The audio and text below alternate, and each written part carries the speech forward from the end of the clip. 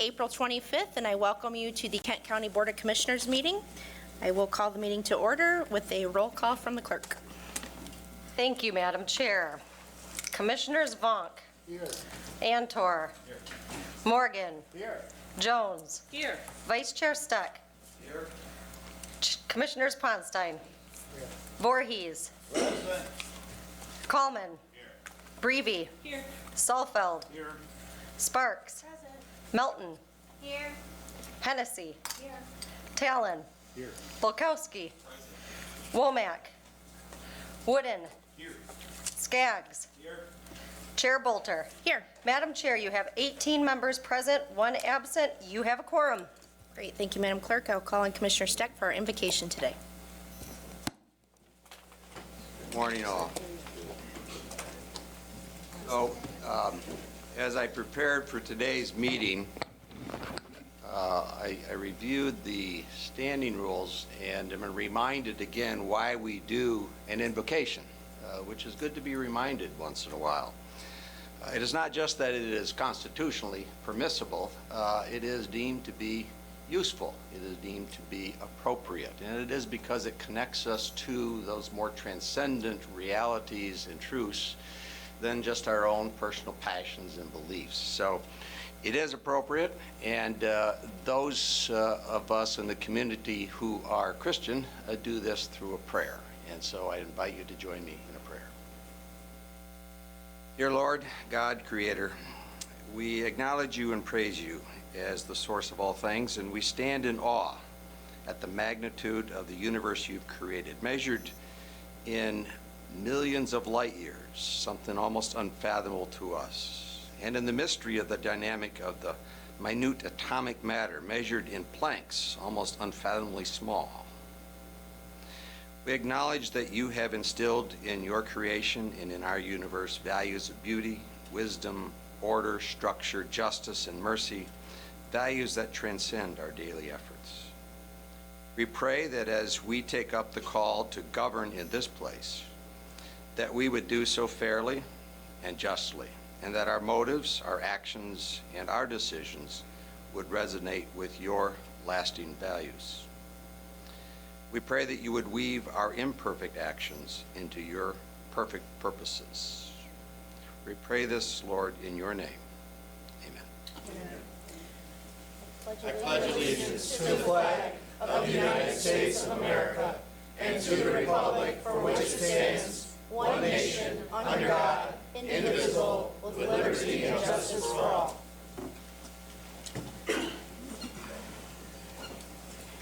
Thank you, Commissioner Steck. We are on item 5, a special order of business. It is our presentation from Public Sector Consultants.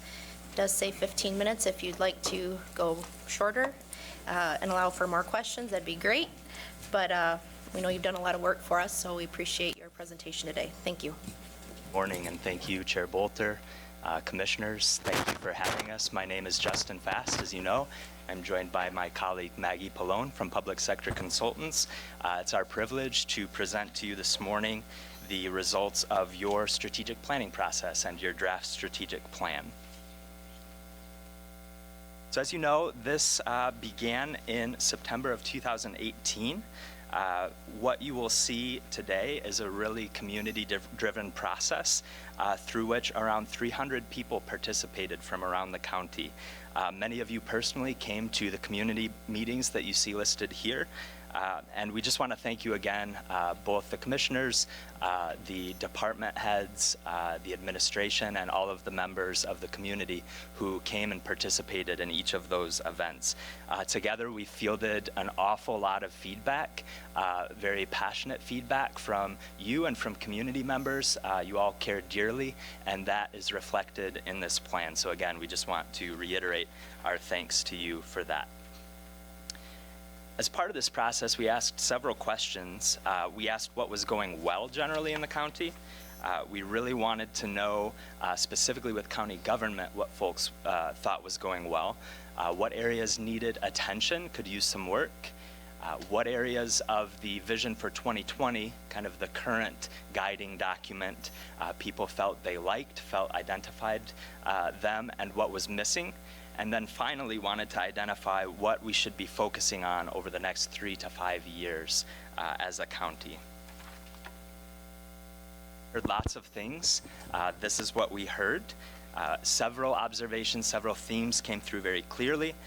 The need for clear communication, transparency, educating the public and elected officials on what the county actually does on their behalf and for and with them.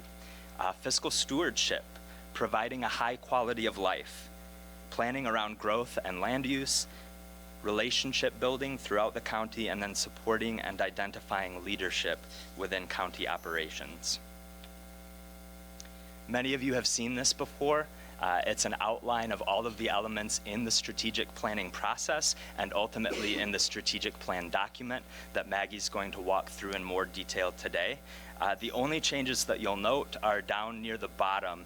We have county priorities and goals in place of what we had earlier termed goals and objectives. So please forgive us if we slip into the old nomenclature, but we have changed goals and objectives to county priorities and goals to better reflect your existing performance management plan and to help that crosswalk. We do want to reiterate, though, as we begin diving into more detail, that we are focusing today down at this bottom stage, or second to the bottom, rather, on the goals. These are really where the county is focusing its efforts. They're the activities, and higher than that, the county priorities to which those activities contribute. And we'll go through each of those in detail.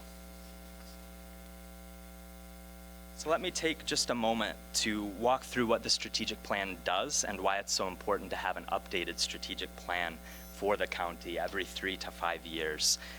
The granular planning and action steps that we've just mentioned, the very bottom of that strategic planning framework, are likened to individual brushstrokes in this painting and the strategic plan, the whole. Those individual brushstrokes are really crucial to the entire painting, but they're not the entire painting. And at the level that the county is actually implementing these strategies and action steps, they're not really the best level that the public can consume them either. So the strategic plan re-aggregates those. It puts them in a frame of reference that is digestible and is measurable by the public and is a tool both for setting the course for the next 3 to 5 years and holding yourselves accountable to that course. So with that, we're going to actually dive into what the strategic plan holds. Great. Thank you, Justin. And again, thank you for having us here today. I will go through these quickly. They are in front of you. You've seen most of them, and then we will be putting them out for public comment at the end of the day today. So there's plenty of opportunity to get into the details of these, either through your questions or through the public comment period. So these are the values. You've seen these before. They are newly created for the organization. They are developed internally through input with the departments, and they define what you stand for as an organization, and they are reflected in the vision, mission, and strategic objectives that you all have helped us develop. So you've seen this before. This is your current mission and vision. We've hopefully pounded into you that this is more than just a current mission and vision. This is a mission, vision, objectives. A lot of different things are encompassed into this and pretty hard to remember. So with your help, we've actually created a new vision statement for the county. Kent County is where individuals and families choose to live, work, and play because we are a forward-looking, intentional, and inclusive community that serves as the economic engine of West Michigan. You helped develop this. This is your new mission that we're going to put out for public input today. Again, a new mission statement, breaking those two, that original mission and vision statement into 2 statements. Your new mission statement: through responsible budgeting and thoughtful planning, Kent County's government is committed to providing the resources and services that promote a high quality of life for the entire community. So building off of that, we created county priorities. We created 5 county priorities with 3 to 5 supporting goals for each of the counties. And the county priorities answer the question, what do we want to achieve? These shouldn't be new to you. We walked through these at your last board retreat about a month ago. So the first one, economic prosperity. We will focus on sound fiscal management and policies to support the economic prosperity of the county as well as the West Michigan region. We have 3 goals to support this. I'm not going to go through all of the goals that are in front of you again, but they all revolve around economic prosperity. The second strategic priority is high quality of life. We'll foster a high quality of life that promotes safe and healthy communities, strategic growth, and world-class outdoor recreational resources. And we have 5 goals under high quality of life. Many of these we talked about when we were developing the priorities. So these are just reflective. They pull out more detail around what you mean by high quality of life. Excellence in service delivery, adopting innovative ways to deliver services that maximize efficiency and provide an exceptional experience to those we serve. Again, 5 goals around excellence in service delivery. The fourth strategic priority is inclusive participation, providing innovative and inclusive ways to engage residents and involve them in county government. We have 3 goals around inclusive participation. And the final goal is the final priority is effective communications. We will be transparent and clear in the communications and decisions of the county. And again, we have 3 goals supporting that effort. So a lot of work went into that. I tried to keep it short for you today, knowing that everything's in front of you and that we'll have time for public comment. But starting at the end of the day today, there will be an opportunity at the same website that we had developed for people to register to go to the community meetings. I know there'll be information on the county website and on the county's Facebook page to provide comments on the plan. It's still in draft form. The administrator will talk in more detail about the plan and his vision for how to implement the plan in the state of the county on May 2nd.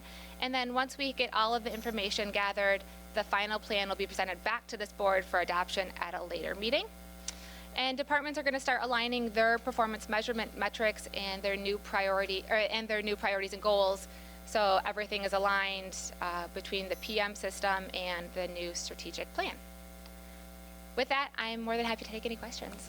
Thank you, Maggie. Thank you for all your work. I know we've, as a board, put a decent amount of time on this. I think we had an effective yet fun meeting on this a while back, and I think we were able to really iron out a lot of these details. So I appreciate you doing this. If there's any way you can send it to us in a format that we can kick it out to our constituents in a social media platform, that would be great to get to further gain information. On a quick housekeeping note, sorry, we're going to push pause on this a second. We did change up the microphones a bit because apparently the public was hearing all of our paper rustling and our shifting in our seats. So if you need to speak and when you're called upon, hold the button down. That may not be what we're going to do and how we'll keep it, but we may toggle it back and forth. But for today, you hold the button down so when you're speaking, and then when your hand comes off the button, the mic will be off. So just to kind of get some of that background noise off of our audio. Okay, back to this. Any questions or comments for public sector today? Yeah, just, sorry, I'm having a problem here. Commissioner Wooden. Thank you, Madam Chair. For starters, thank you again so much for your hard work on this.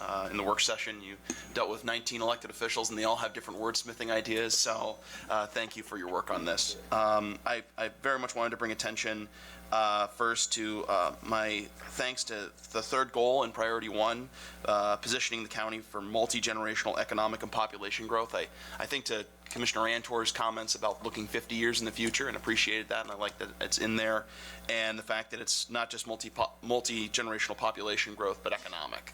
And as we see the disparities in our community, especially around race and economic, that's often the widest disparity, is the ability to pass on opportunity and wealth to the next generation. My other question, when I'm looking at high quality of life, was there forgive me if I'm forgetting or I'm not remembering this correctly, but was there a conversation around having the county as a convener around larger land use planning operations, not necessarily getting into the minutia of zoning, but acting as a convener and a supporter? Yeah, thank you for that question. We talked about that a lot within the leadership team in the administrator's office. We think that fits into a couple different places. So obviously there's going to be more details around each of these through the PM system, and we thought it fit not also under high quality of life, but also under economic prosperity goals, the third goal around the multi-generational economic and population growth. Commissioner Bolkowski. Thank you, Chair. There were only 18 of you working 4 weeks ago, because as some of you know, I was gone that day, and unfortunately for today's conversation, I need to remind you that I was on retreat in the desert. And so my real question of the nuts and bolts is, how do we have opportunities to not wordsmith, but to at least put out some other parts? It says draft. And then I have a follow-up I think you thought. missed the wordsmithing portion of this. I mean, I don't want to. We continue to do that. We can continue to do that, but we did spend a considerable amount of time doing that already. All right, so I'll send some stuff around within the confines of the Open Meetings Act, because economic prosperity, the way it's defined in Priority 1, is redundant. It simply talks about prosperity is defined as economic. Where Commissioner Wooden points Goal 3 to position the county for multi-generational economic and population growth, it doesn't explicitly say we want equitable economic growth, because one person in the county could become another billionaire and our averages go up, and aren't we great? As opposed to, what does equity really mean? And only slightly disappointed that equity is kind of like a third bullet point of a fourth priority. So I would want to see equity and quality of life higher up. Economic prosperity, well, it actually, or absolutely is essential for what we do as a community. I don't know if it's the #1 priority of county government, and what is our real role in that when we look at what we actually do, other than, again, it all fits together, but I don't know, it just, that's where my thoughts from the desert are at this moment. I'll put some more together for y'all. Thank you. Commissioner Womack. You have to push this down today. Okay, thank you. All right. I want to thank you for your exceptional work on this and the attention you paid to detail, and also for putting up with 19 commissioners, as we all wanted some input on this. So I thank you once again for your exceptional work. I also want to remind the commission, as we look at our plans and our goals, that it's going to be up to us to make sure that we're trying to live up to that. We got a great plan, but we're going to, and us and our department heads are going to have to make sure that while we're doing our work out there, that we can live up to these goals and expectations that we are put within this strategic plan. But my question for you was, could you expound on some of the distribution and outlet sites for our strategic plan? Because a lot of times when I was studying the county, before I became a county commissioner, I would have to go through a lot to try to make sure that I could find the information on the county. So it's not like some of our cities and townships where you're not even looking for it and you find their diversity statements within the media or certain places where you are. Or are you going to play any role in the distribution of making sure that we're getting this out to the public? Yeah, thank you for that question.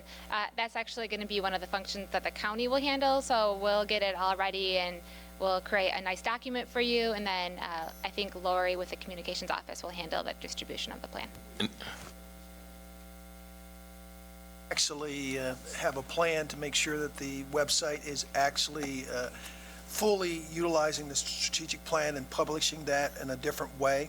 So right after this, the county plans to update our website, which will give us even better outlook on how this plan works.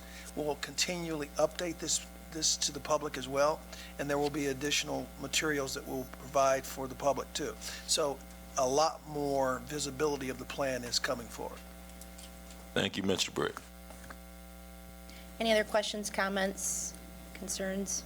All right, thank you so much. Thank you. Look forward to getting that in various formats. All right, moving on to item 6, public comment. It looks like we have several members of the public here today. Welcome. to the board. Please come up and state your name. We'd like to keep it to 3 minutes if possible, and welcome to the board. Thank you. My name is Sarah Edgington. I live in Alger Heights, 49507. I just want to thank you for putting the lead issue on the agenda. We are a grassroots organization of parents, grandparents, concerned community members, Parents for Healthy Homes, and we have placed in front of you 372 cards that represent the number of kids poisoned in 2017.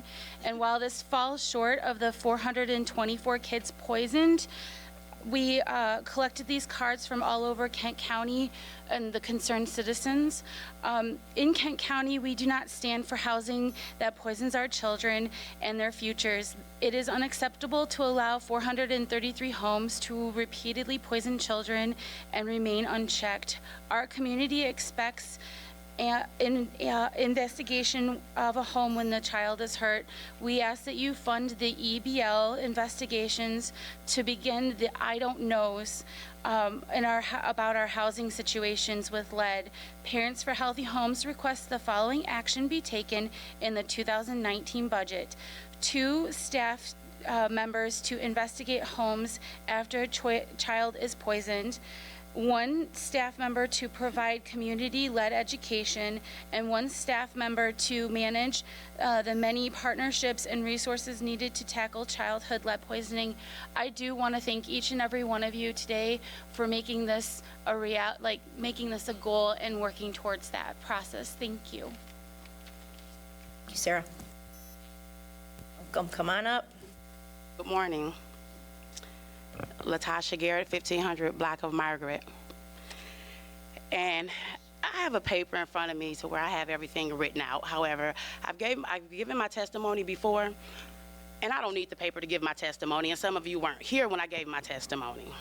So I am an advocate for Parents for Healthy Homes. And I share with you a personal responsibility of my son, who is now 24 years old. When my son was 2 years old, he was diagnosed to have a lead level of 10. When the Kent County, and I'm very nervous because it appalls me how we actually are voting on our children's lives right now. However, the Kent County Health Department approved for the landlord to come and have the lead removed from out of the home that we were living in. So we're asking you today just to make that to come true again. There is absolutely nothing that we can do for my son now, but I care about every child here in Kent County. And so we're just asking you to vote yes. It affects us and it affects you. Thank you. Thank you. I am Tabitha Williams, and I live in the 1100 block of Jefferson. I am also a member of Parents for Healthy Homes. I want to thank you for putting us on the agenda. Parents are deeply rooted and concerned with this issue of lead poisoning. This issue matters to us because we live in it. Our children are continuously being poisoned, some homes poisoning more than one family, mainly rental properties. The community has been in the dark far too long. As a parent, I want to bring some light back to our community.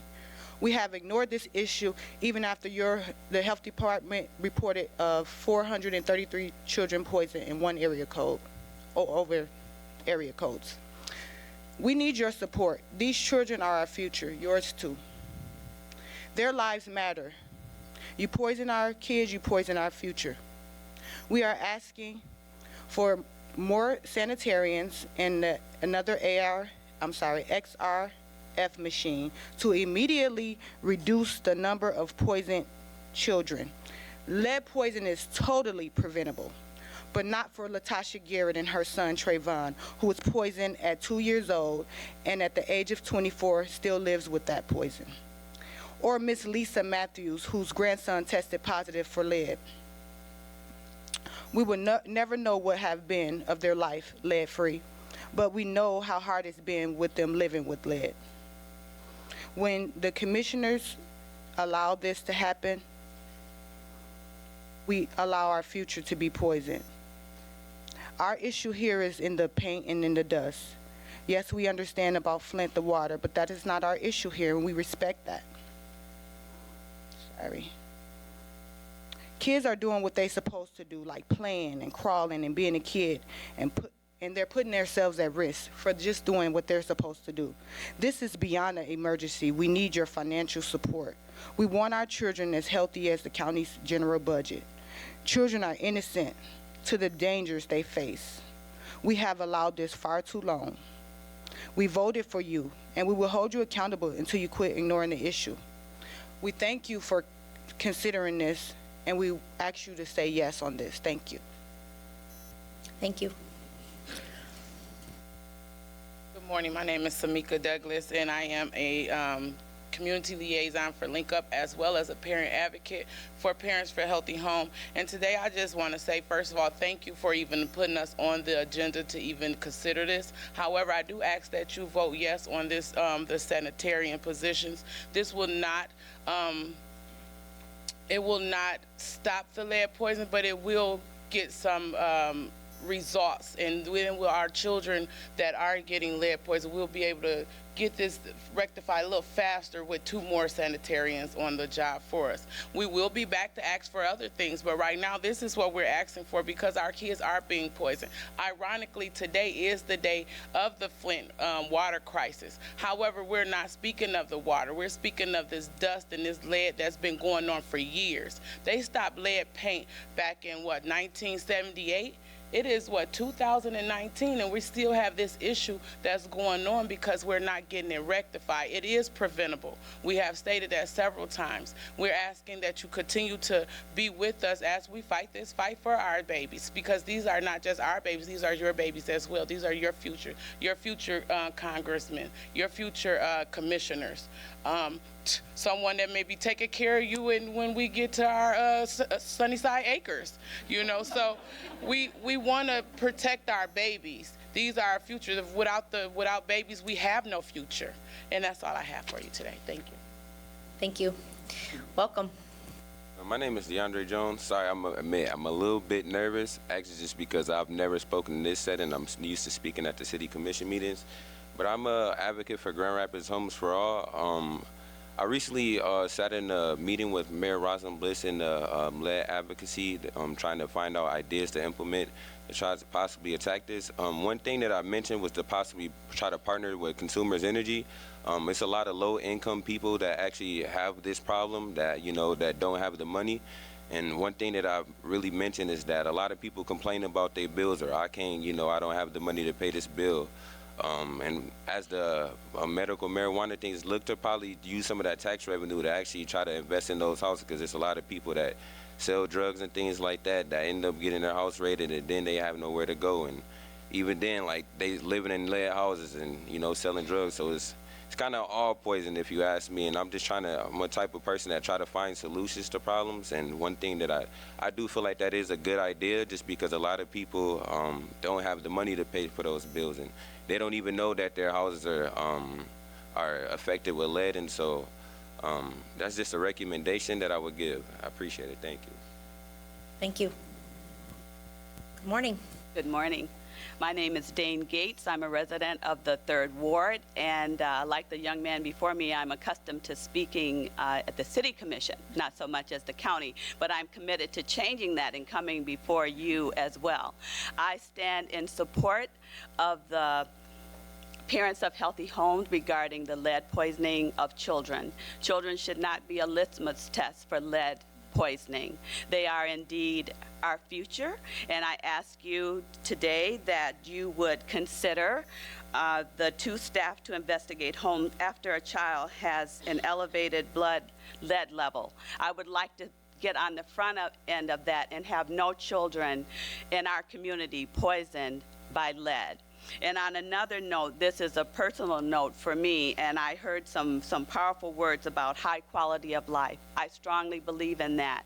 I'm very committed about and concerned about the lack of affordable housing in our city, and very concerned about the human rights of all people. And as a part of that, and I also believe that citizens, well, I heard something before, high quality of life. And as part of that, I think you should turn those words into actions. It's one thing to just talk, it's another thing to actually, when you have power, to do something about it. And I have a concern about citizens being engaged. And I'm just curious as to why at the county commission, parking is not validated when residents come to your meeting. I think that's something you can mitigate and help if you want people coming here to speak.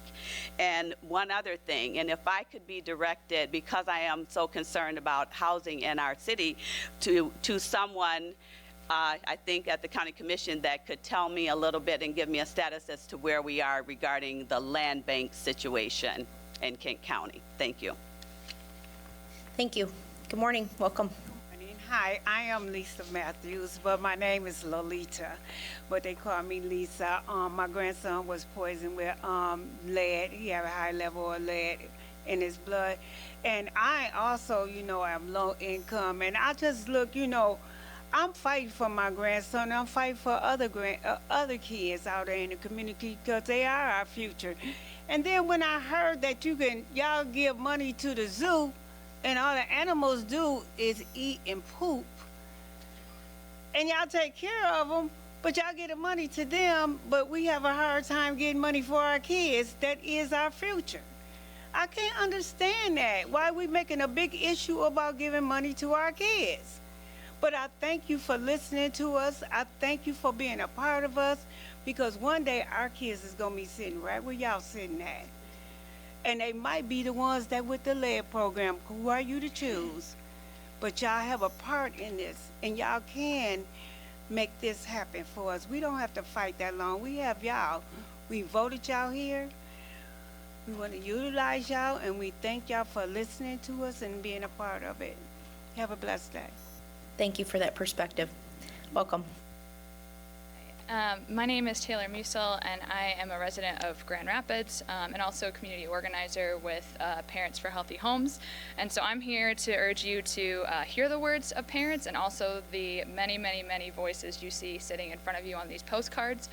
So these are written by people that are doctors, people that are all over Kent County, people who have personal stories about lead, and I encourage you to read through them as you have time. And to listen to the request, which is passing the resolution today for environmental investigations of homes by sanitarians who are deployed by the health department in response to elevated blood levels. And really this is a lot about the repeat offenders. So a lot of times it's 52% of the 433 homes in Kent County that have repeatedly poisoned kids. There needs to be a stop to that revolving door. And the way we can stop that revolving door is documentation of where these hazards are, and that's what these two staff can do.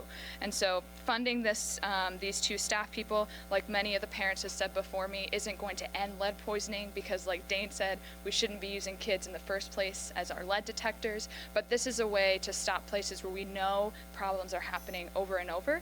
It's an easy step, and I think that it's one that should pass easily, and I thank you for having it on the agenda, and I hope to see a unanimous vote yes on this, because I think it's a good step towards housing and racial equity in the county, and a way to start raising our standards on what's acceptable in our housing. Thank you.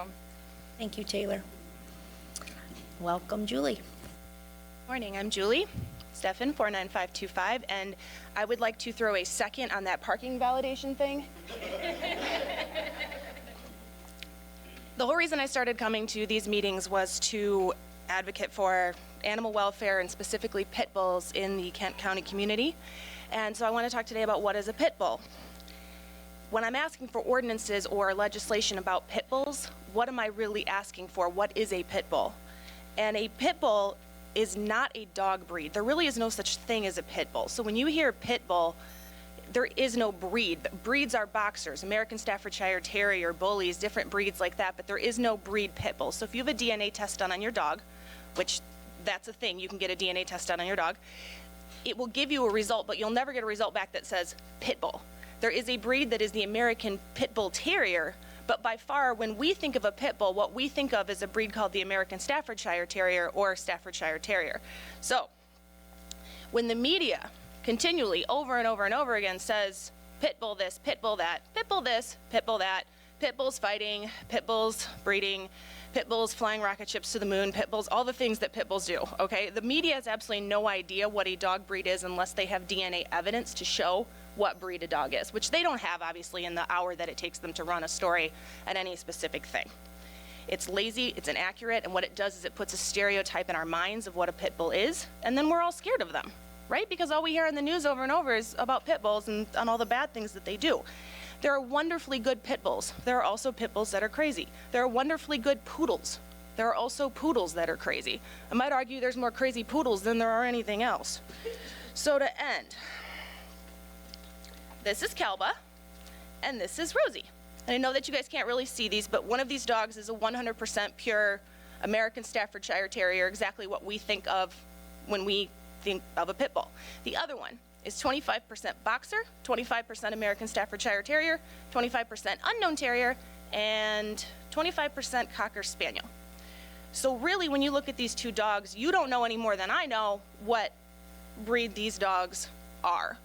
One is 37 pounds, one is almost 70 pounds, and the one that is part Cocker Spaniel is the one that is almost 70 pounds.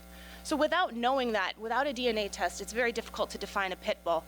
A pit bull is a broad stereotype, and it encompasses a lot of different dog breeds, but it is not a specific breed of dog. They typically have kind of blocky heads of how we think of them. And next week, I will talk a little bit more about aggression. I have not forgotten. Deal? Thanks, Good morning, Julie. everyone. Thank you. Welcome, Kate.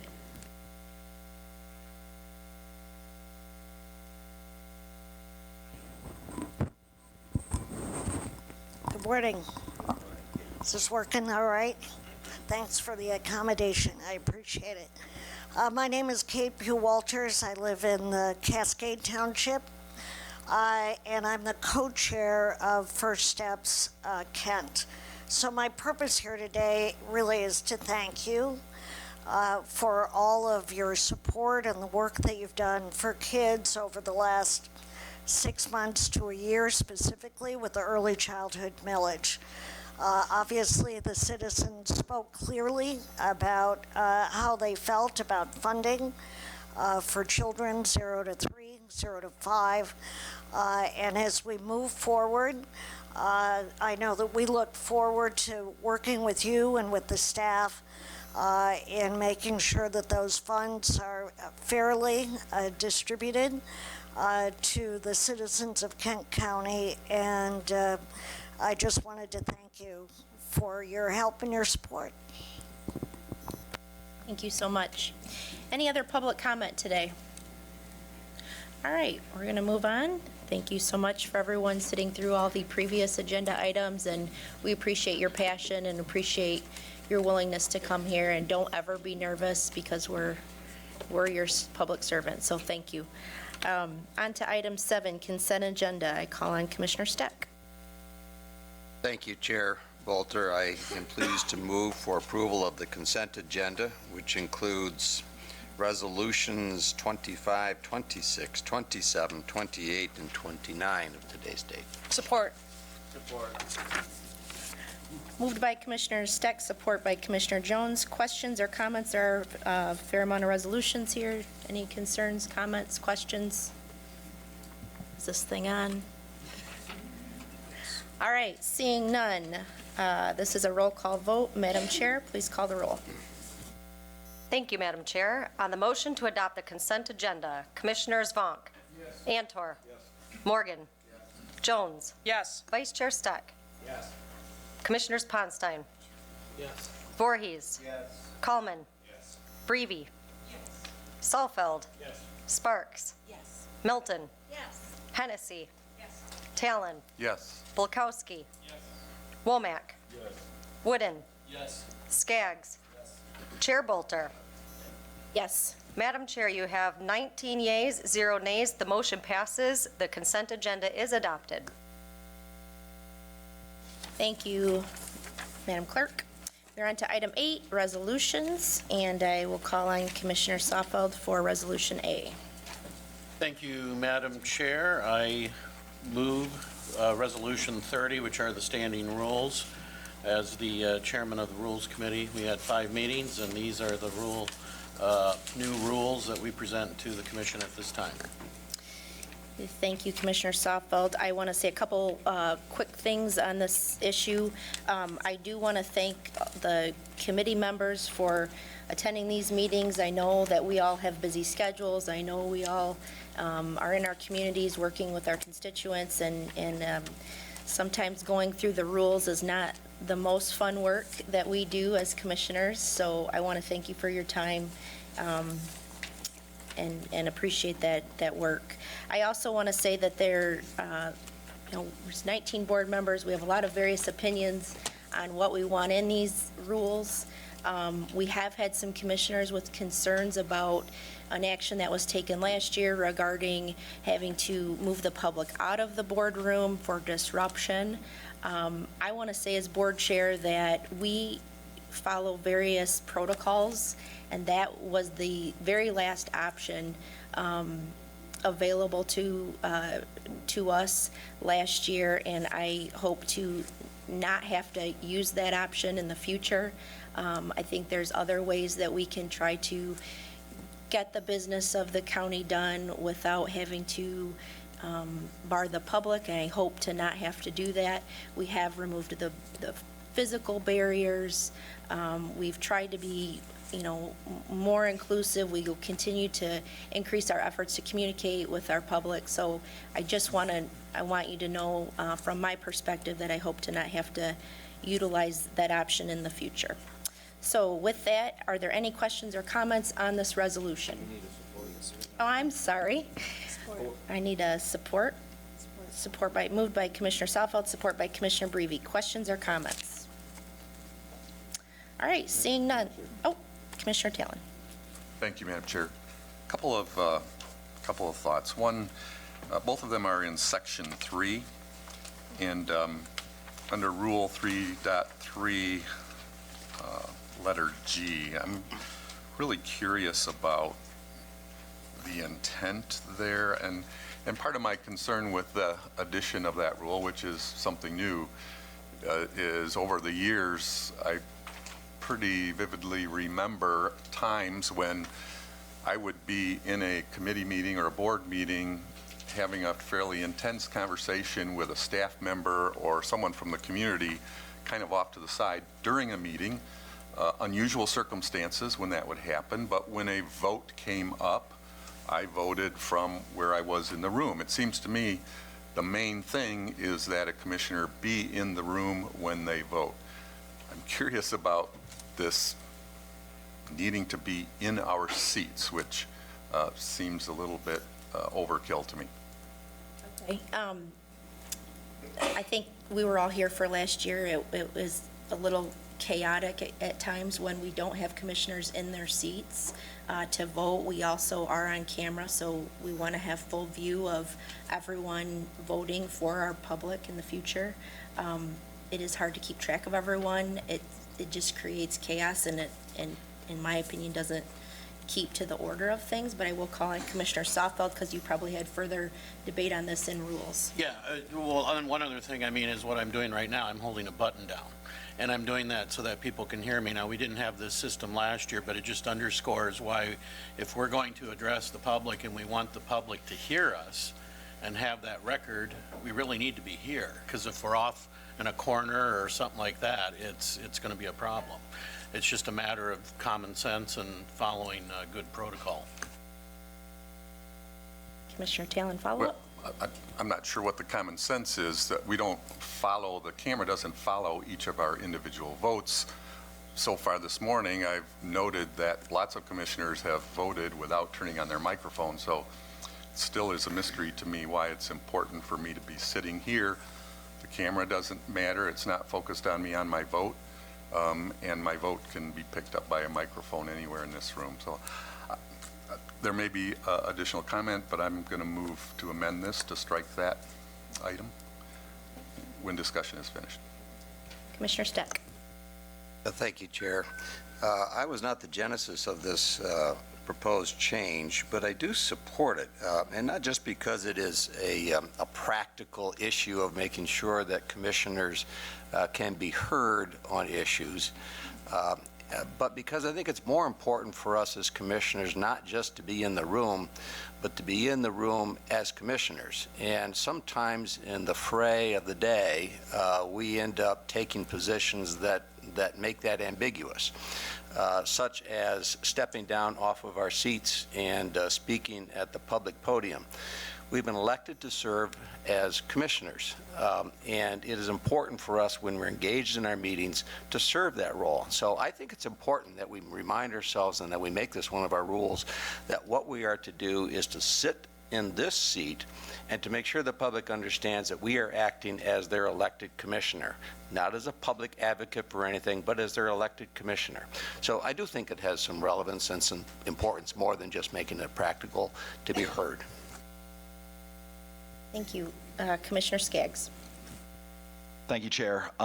Just wanted to thank the Chair for her statement about the Open Meetings Act and for the Rules Committee for putting a clear statement in there that we would always take actions that are consistent with the provisions of the Open Meetings Act. I know that there are some disagreements about what those provisions may allow.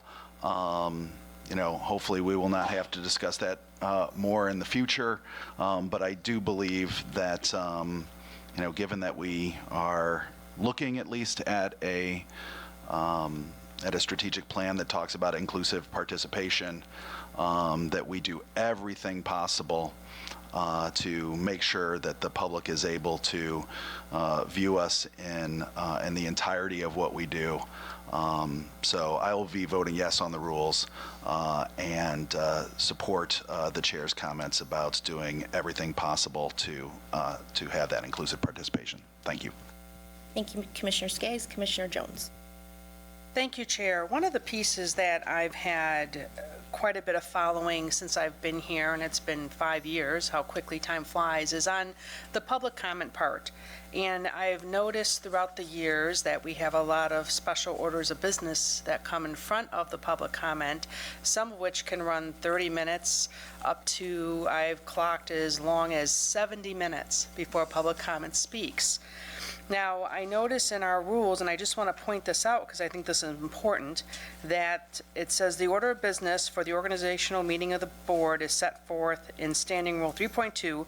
For all other meetings of the board, the first 4 items below must be the first 4 items at every meeting, and the chair has the discretion to arrange items 5 through 11 in any order provided. And in there, that allows the chair the discretion to move public comment prior to the special orders of business. I will also note that there's a change in here where public comment, the first public comment, is related only to the agenda, and that's an important change, along with the last public comment would be related to all general county matters. I would think it'd be critical to have that information out there for those coming in for future meetings once, if this passes as is. I think it's important for the public to know that if they want to talk to us about a general matter, it's closer to the end of our meeting versus at the beginning. So I just think that's an important change for folks to be properly communicated on. Thank you, Commissioner Jones, and that obviously wouldn't apply to most of today's members here, but that's kind of why we wanted to do this. I think we all feel a fair amount of empathy for folks who aren't here to listen to drain commissioner issues or in-depth DPW issues or whatever the issue of the day is, and they have busy schedules and they want to get in and get out, and we want to be accommodating. So that's kind of why we allowed the chair some discretion to rearrange those so that when we do have large groups, it's not at all our intention for you to have to sit through other county business that you may not have an interest in and get you on with your day. So thank you. Commissioner Womack. Yes, I'll definitely be voting yes on the new standing rules, but since the commissioner is so upset that some commissioners walked off the stair and talked to the public to help calm some of the situation in a very heated public comment situation. I would say there are no commissioners that are so upset that 16 commissioners actually walked out of the building on the public, during the public comment. And even though I understand that, because the public comment kind of changed from public comment. Public comment is when you come up one at a time and you speak your opinion. It kind of changes from public comment when you begin to walk on up to the podiums and not using the microphone, and 30 people are talking and yelling and screaming at once. So I do understand those 16 commissioners, but the public took it really, really bad. The public didn't like it. They still thought that we should have came back and talked to them. So it seems to be a contrast between some of the things that the public was upset that some of the commissioners did, including when we held a meeting across the street that the public wasn't allowed to, but we seem to be very upset when there's something that was done that affected us. So I think we need to begin to be able to take a look at things through the public eye, because that's who we serve. We're not self-serving. Also, as far as commissioners going to the podium, that's been going on for years. I noticed it 3 or 4 times before I ever did it one time. But the one time I did it, I was speaking with the public because I was in agreement with the public. So once a commissioner got up and said something that we as a commission didn't like, now we're like changing the rules. You can't go over there anymore. But when commissioners were going over there to say, oh, I'm so happy that the new flower bed's being laid, and I just felt that I couldn't wait for my time to say it, so I went to the podium doing public comment, it was like acceptable. And I wouldn't have spoke upon it because I think we need to move past this and get to this lead situation and the more important things that are on this. But I just would say there's no reason for us to be upset. We've been elected. We're the leaders and the voices of our community. People voted for us because they believe we're strong, intelligent, intellectuals, understanding, and we'll fight for them. So we definitely have to have strong skin. And if we're going to be sensitive to an issue, it should be sensitive when we're standing up for the public that voted us in and when they feel disrespected. So I just want to say I agree with the commissioners. We do need some standing rule changes. I don't question anything that was done last year because in real time, you have to make decisions, and we have places where churches are getting shot up. So you never know. So I'm not second guessing any of those decisions. I just think we need to keep it balanced. Thank you, Commissioner. Better things we can do in the community. Thank you, Commissioner Womack. Commissioner Wooden. Thank you, Madam Chair. I want to echo Commissioner Skaggs' remarks and thanking you for your statement, and I very much respect your sincerity on the matter, and would just add on that I believe, there are 2 options that are while it may be defensible that the actions taken in September are in line with OMA, I think there are other 2 options that are more clearly defensible and more clearly aligned with OMA and the precedent of OMA. One is the recess and reconvene, which was done in July, and I think worked fairly well in allowing the county to do its business while also allowing the public, the general public, to view that business. And 2, the reorganization of the agenda. As we've seen with other communities, by allowing public comment that's not directly related to county business, it's much more likely that if a disruption were to occur, the public will have the body will have already conducted the necessary public business and can adjourn and allow the issue to de-escalate in an appropriate manner that does not harm individuals and allows the county to do its business and allows the public to view that business. So that being said, I just stress the comments that have been made, and I would stress that I think those 2 options are better in the future, and thank everyone for their thoughts on this matter. Thank you, Commissioner Wooden. Commissioner Antor. Thank you, Madam Chair. I'm not sure if it's in here or not, but one of the things I wanted to bring up, and to let me know if this is redundant, but as far as public comment, I think we need to have some sort of rule, and again, maybe it's in here, that the public is not allowed to bring in a bullhorn If we're trying to maintain order, I think that should be, kind of a no-brainer. And also the signs that are brought in, we have law enforcement in the room to help keep us and the public safe. And when you have people standing up, which is pretty rude when you got people sitting behind you, they can't see anything, especially with the signs. And I think as a matter of public safety, people should remain seated. If they're going to stand, because standing room only, they should be in the back. And I think our law enforcement officers have every right to be able to see what's going on in front of them. And I think the signs, we need to at least limit the size of them, and they shouldn't be able to hold them up where people can't see. I just think that's common sense, and I think if we're going to work together, we need to all work together and just look at some common sense type deals like that. Thank you. Thank you, Commissioner Antor. Commissioner Melton.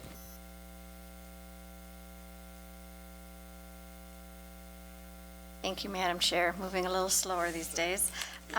My only comment, and I hadn't planned on having any, but when Commissioner Jones mentioned the first public comment is for agenda items only, while I may have heard that in the past, that's the first time it really resonated in my mind. So certainly that is something to be noted, because if we are encouraging, and we should be, our public to come and voice their views, what we have left them with, if it's not on the agenda, is 1 minute. And 1 minute's time, and I'm not, again, I don't want the meetings to go longer, all those things, but 1 minute is not a long time if you have a true concern. And so I don't know how we would rectify that, but it just seems to me, again, that we are here to listen to our constituents. That's our purpose. Obviously, they can always reach us, and that's on them. And yet there are those that just feel always necessary to speak to a whole group as opposed to one-on-one, that they get a better audience, which they do, which they then feel they get a better result. Not always the case, but 1 minute's short. Commissioner Softball, do you want to respond? Yeah, that's not in these rules. That was a practice we had used in years past, but that was taken out as part of this update. Right, I'm going to call on Commissioner Ponstein before we go to second round, if there's any other new, okay. Commissioner Ponstein.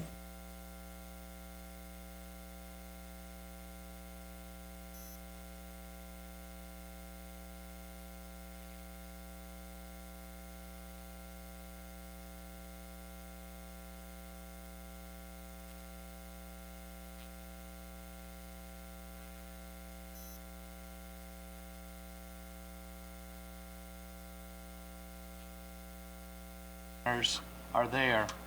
Is there any way that if a quorum is not, known in advance that the quorum won't be there, that one of the officers of the board can fill in so the members that can show up can do a meeting? We don't have anything in our rules to allow, if you will, substitutes, be it an officer or otherwise. The membership of both the board and the standing committees are established at the first meeting of the year. Obviously, the board is established by the election. So we don't have anything right now that would allow somebody to appoint a substitute or a proxy, if you will, to sit in their place to make a quorum.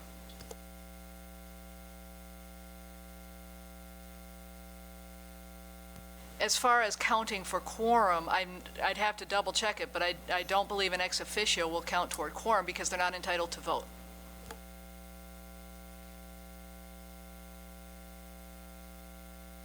Commissioner Hennessy. Thank you. We have, over the last few... I'm used to talking with my hands. Uh-oh. You're in trouble. Over the recent years, we have wanted more public participation, and we certainly have had more public participation. We have more night meetings to allow that as well. Last year, obviously, we navigated through some different and sometimes difficult situations. And I do think that in many ways, to answer Commissioner Antor's, I think in many ways we tried to anticipate. You could look at it as, just sort of being defensive and trying to think what could happen, or it could be proactive. We're thinking what could happen and how do we handle things with respect for other people. The point that Commissioner Talon made about Rule 3.3, Section G, was not a section that I was thrilled about to add, where, commissioners being in their seats unless otherwise authorized by the chair. And I can actually, see that we're somewhat have that even today, in that one of our commissioners has had a surgery where they're sitting back from the table. And that was one of my concerns during our discussions. And so I do think that the chair will provide that flexibility to allow commissioners to participate. We tried to, I don't fully agree with these as they're presented, but they're good enough. And there's a lot of flexibility here to change. And a lot of this does come down to no matter how many rules you establish, it does come down to common sense and trust in the leadership that we have elected among ourselves.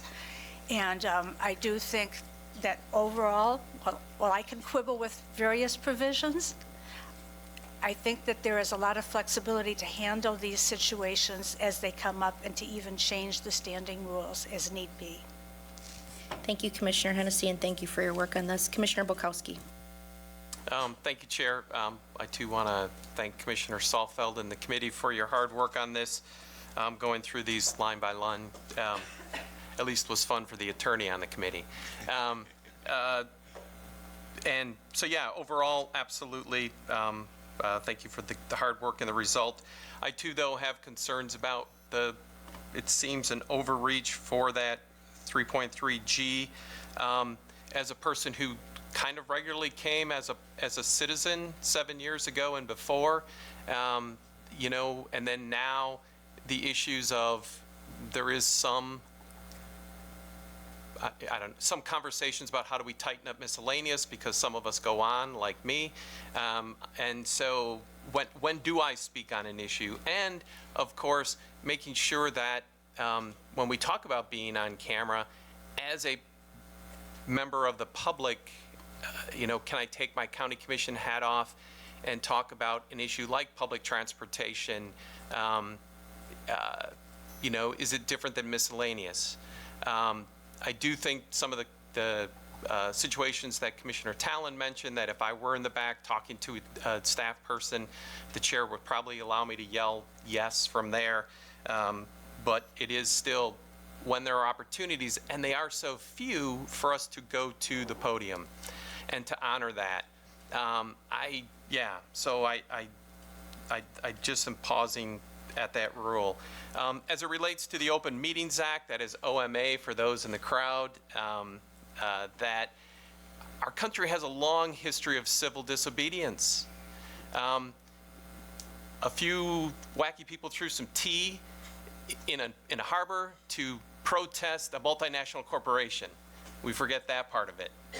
Preferential treatment of a multinational corporation. And we honor that and we hallow that act of civil disobedience. Sitting on this side of the table, I'm extremely uncomfortable by, the actions of last summer, the tactics and the demands. However, how much of that is right? How much of that is tradition? How much of that is, unfortunately, the job of the chair to try to make sure we're, make sure that we do have the right atmosphere to conduct our business at the same time for citizens to bring their grievances to us. So, I'm always concerned about overreaching, and so I'll leave it at that. Again, I'll leave it most importantly with thank you for the committee for their hard work, and yes. Commissioner Morgan, did you have your hand up? Let me press this button here. I just want to make sure that Commissioner Bukowski can't press his button and mute my microphone. No. Oh, can I? Oh, no. Okay. Oh, sorry. So, I'd like to thank Jim and the committee for going through this. This is the way that we conduct our business, and I would like to just maintain order and get through our business. I think that moving the public comment and giving them 3 minutes was a good move. And as far as voting for my chair, I voted a couple of times from behind that wall, and maybe it wasn't the right thing to do because I wasn't by this microphone where I got to press the button. But I have no problem voting from my chair. I think the camera guy might have a problem if he's got it focused on me because I have a great picture I'm going to share with everybody. But I just think that as we work along, this gives us a great outline that we can conduct our business and expect to conduct our business in an orderly fashion.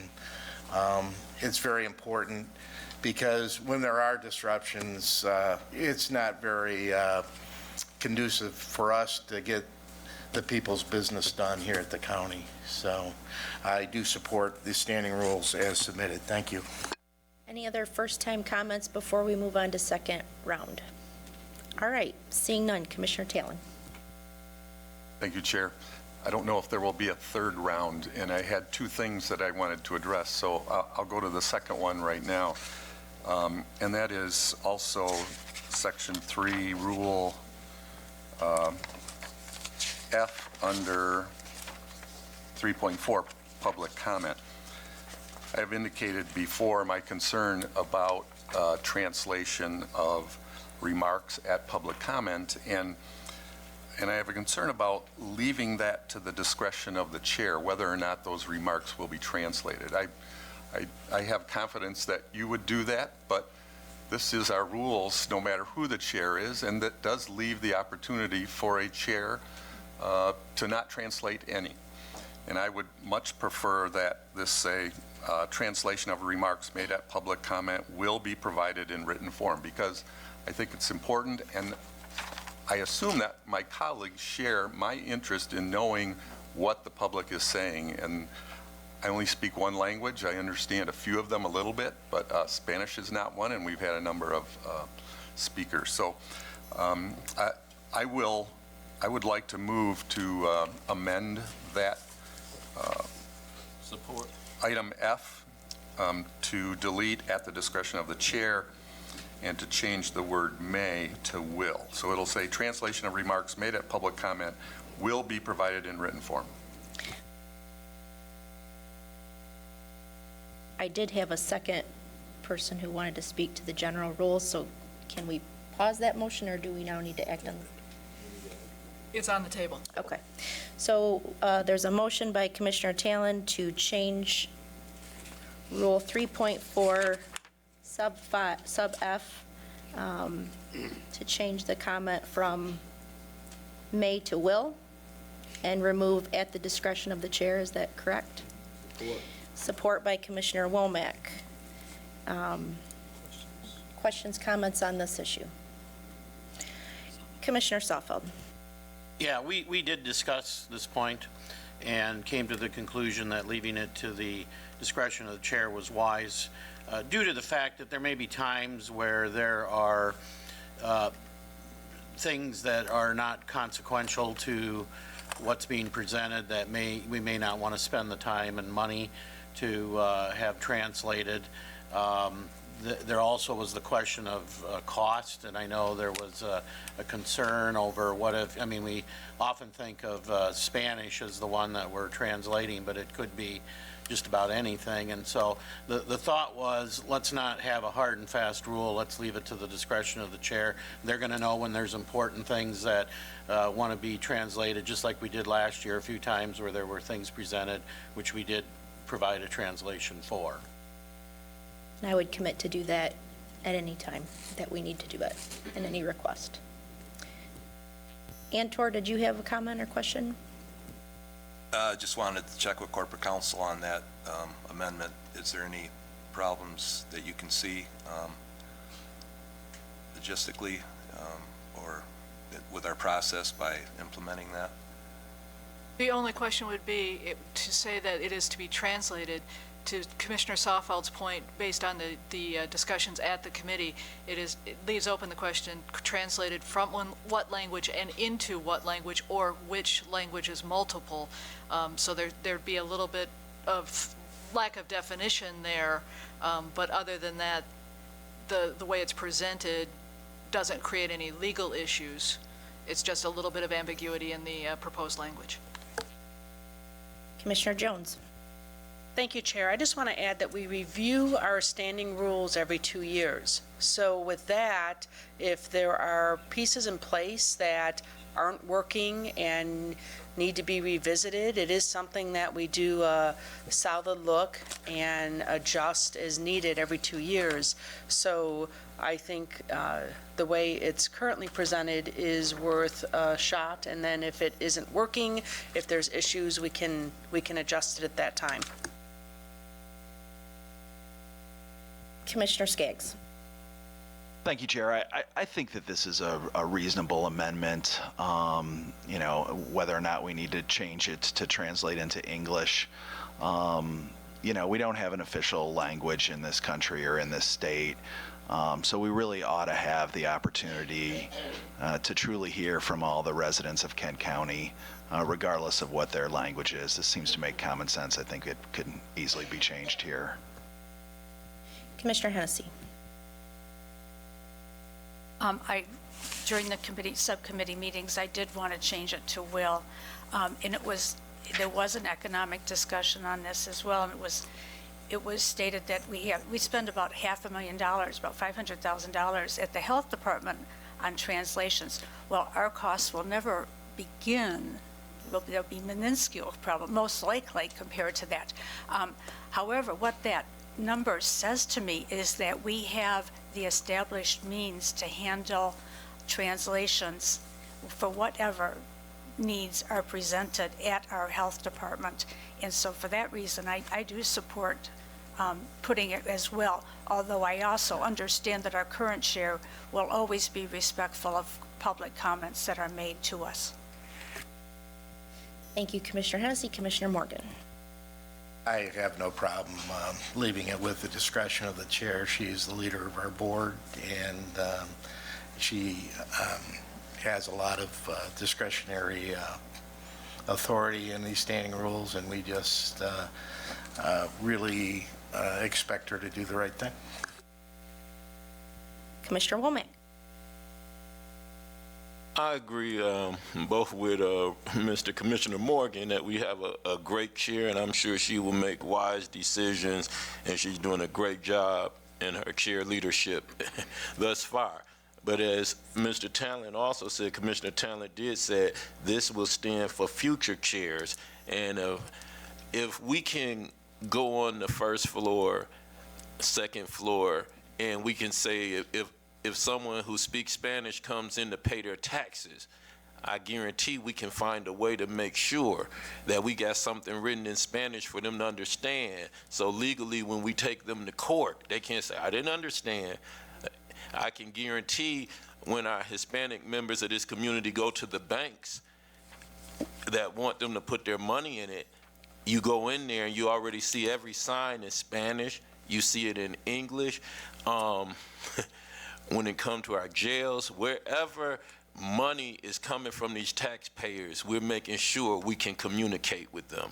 But when they come into our chambers, not to be able to communicate with them is one thing to have it translated later, but not even to have someone here that's bilingual on the third floor in staffing, someone bilingual. So if there's an emergency, there's something they're telling us that we need to know within the hour, not tomorrow, not next week, 2 weeks. It's just unheard of. And I really want the commissioners to understand what I'm saying. I've lived in New York, I lived in Miami, and no offense to Kent County, because I live here, because Grand Rapids, if you're gonna live in Michigan, Kent County is the best county to live in if you're gonna live in Michigan. I love this county, but coming back from New York, it was like going back in time. We have to get with the times. This chamber here cannot have 19 commissioners and someone speaking Spanish and we have not a clue what they're saying, and we can't go to the back and ask anyone, what did they just say? That's like 1972. When I moved to New York, it was 1985. And there's no city, county, place that isn't bilingual. So I'm gonna keep it short, but I would ask a lot of people who want to vote no to change your vote before somebody says, you know what I'm gonna do?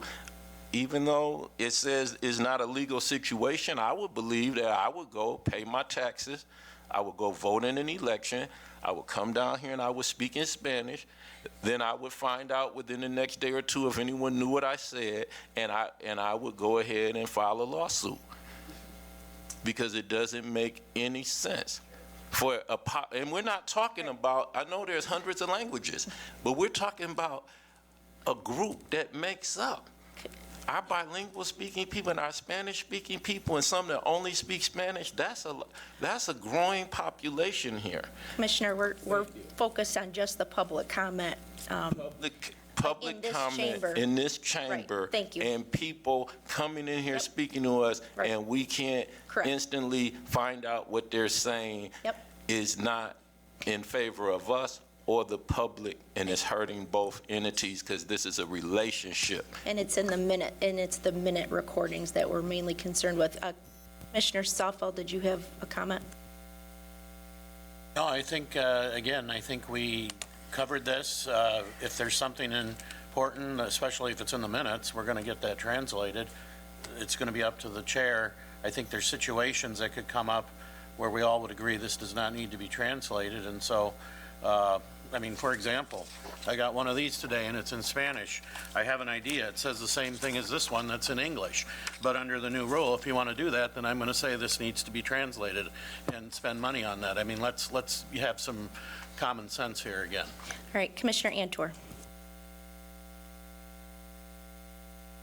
It just seems like in 10 years I've been here, I think this has come up once where we needed translation, and it just seems like it's a $100 solution for a 10-cent problem. I think it's an overreach. I think people, when they come here, if they have a problem, I think, since all of us, I think, speak English in this room, I think it's reasonable that they have someone that can help them with, translating for them if need be. But for us to go the other way, we're going to open up Pandora's box, because this is just one language, and we may have somebody else say, hey, what about this and that? And, in order to be consistent, we can't not translate it in several different languages if someone wanted to bring it up. And there will be someone that'll come forward and bring it up just because they can, and they're going to want to make our lives a little bit more miserable. So anyhow, with all due respect, Commissioner Womack, that's my concern. I do think if I wasn't able to speak English and I wanted to make my point known here at one of these meetings, I would bring someone in to speak on my behalf. I think that's reasonable. And again, we're not saying whether we are going to do it or not going to do it. We will be doing it. Commissioner Voorhees. Thank you, Madam Chair. Address to legal counsel. Can this action, the rules, be amended at any county commission, or do we have a rule that it can only be addressed in the committee form that we do now? There is a rule in the book that allows for an amendment or a modification for a particular meeting, as well as a permanent change to the rules. There's two different ways. So if the occasion came for a problem, we can bring it to the board and change the rule for that occasion. Correct. Commissioner Steck. Be voting no on the amendment. Thank you, Commissioner Voorhees. Commissioner Steck. Thank you, Chair. On the motion to amend made by Commissioner Talon, first, it's a reasonable motion. I don't support it, but it is a reasonable motion.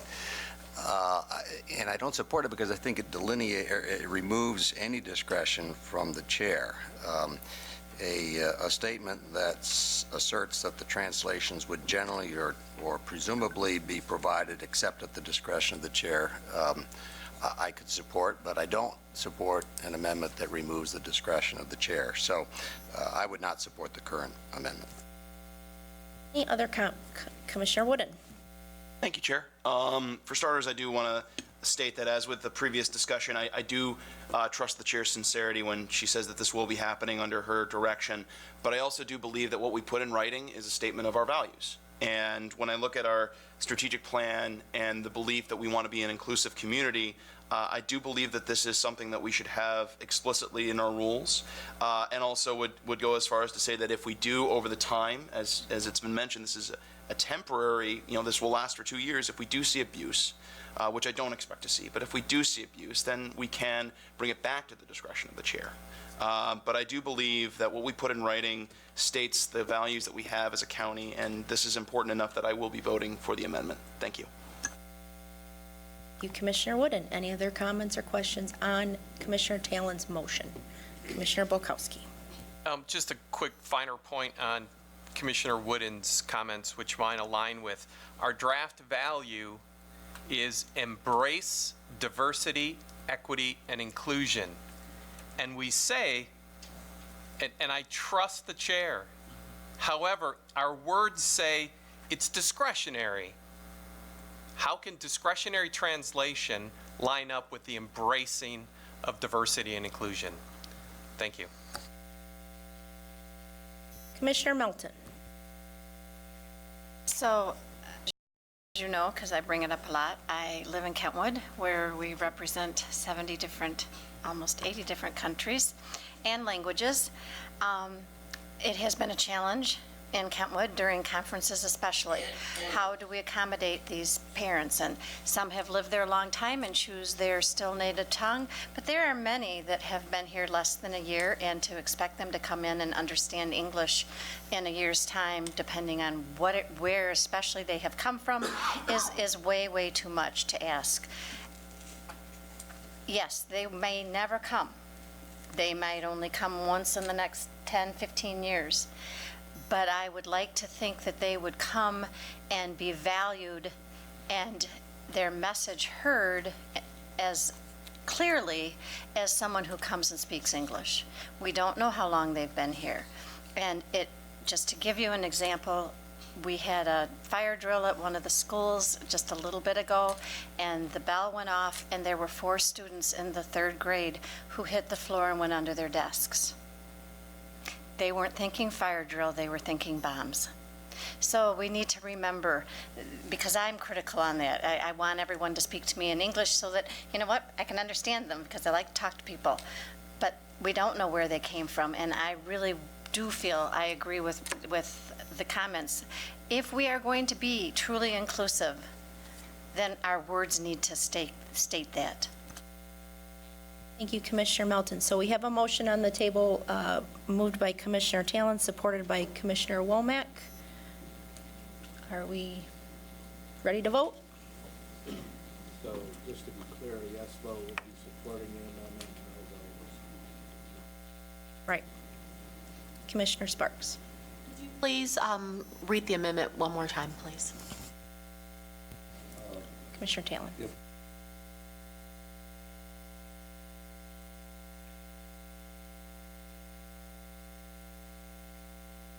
3.4 letter F would, under the amendment, say, translation of remarks made at public comment will be provided in written form to be distributed with the minutes of the meeting at which the remarks were made.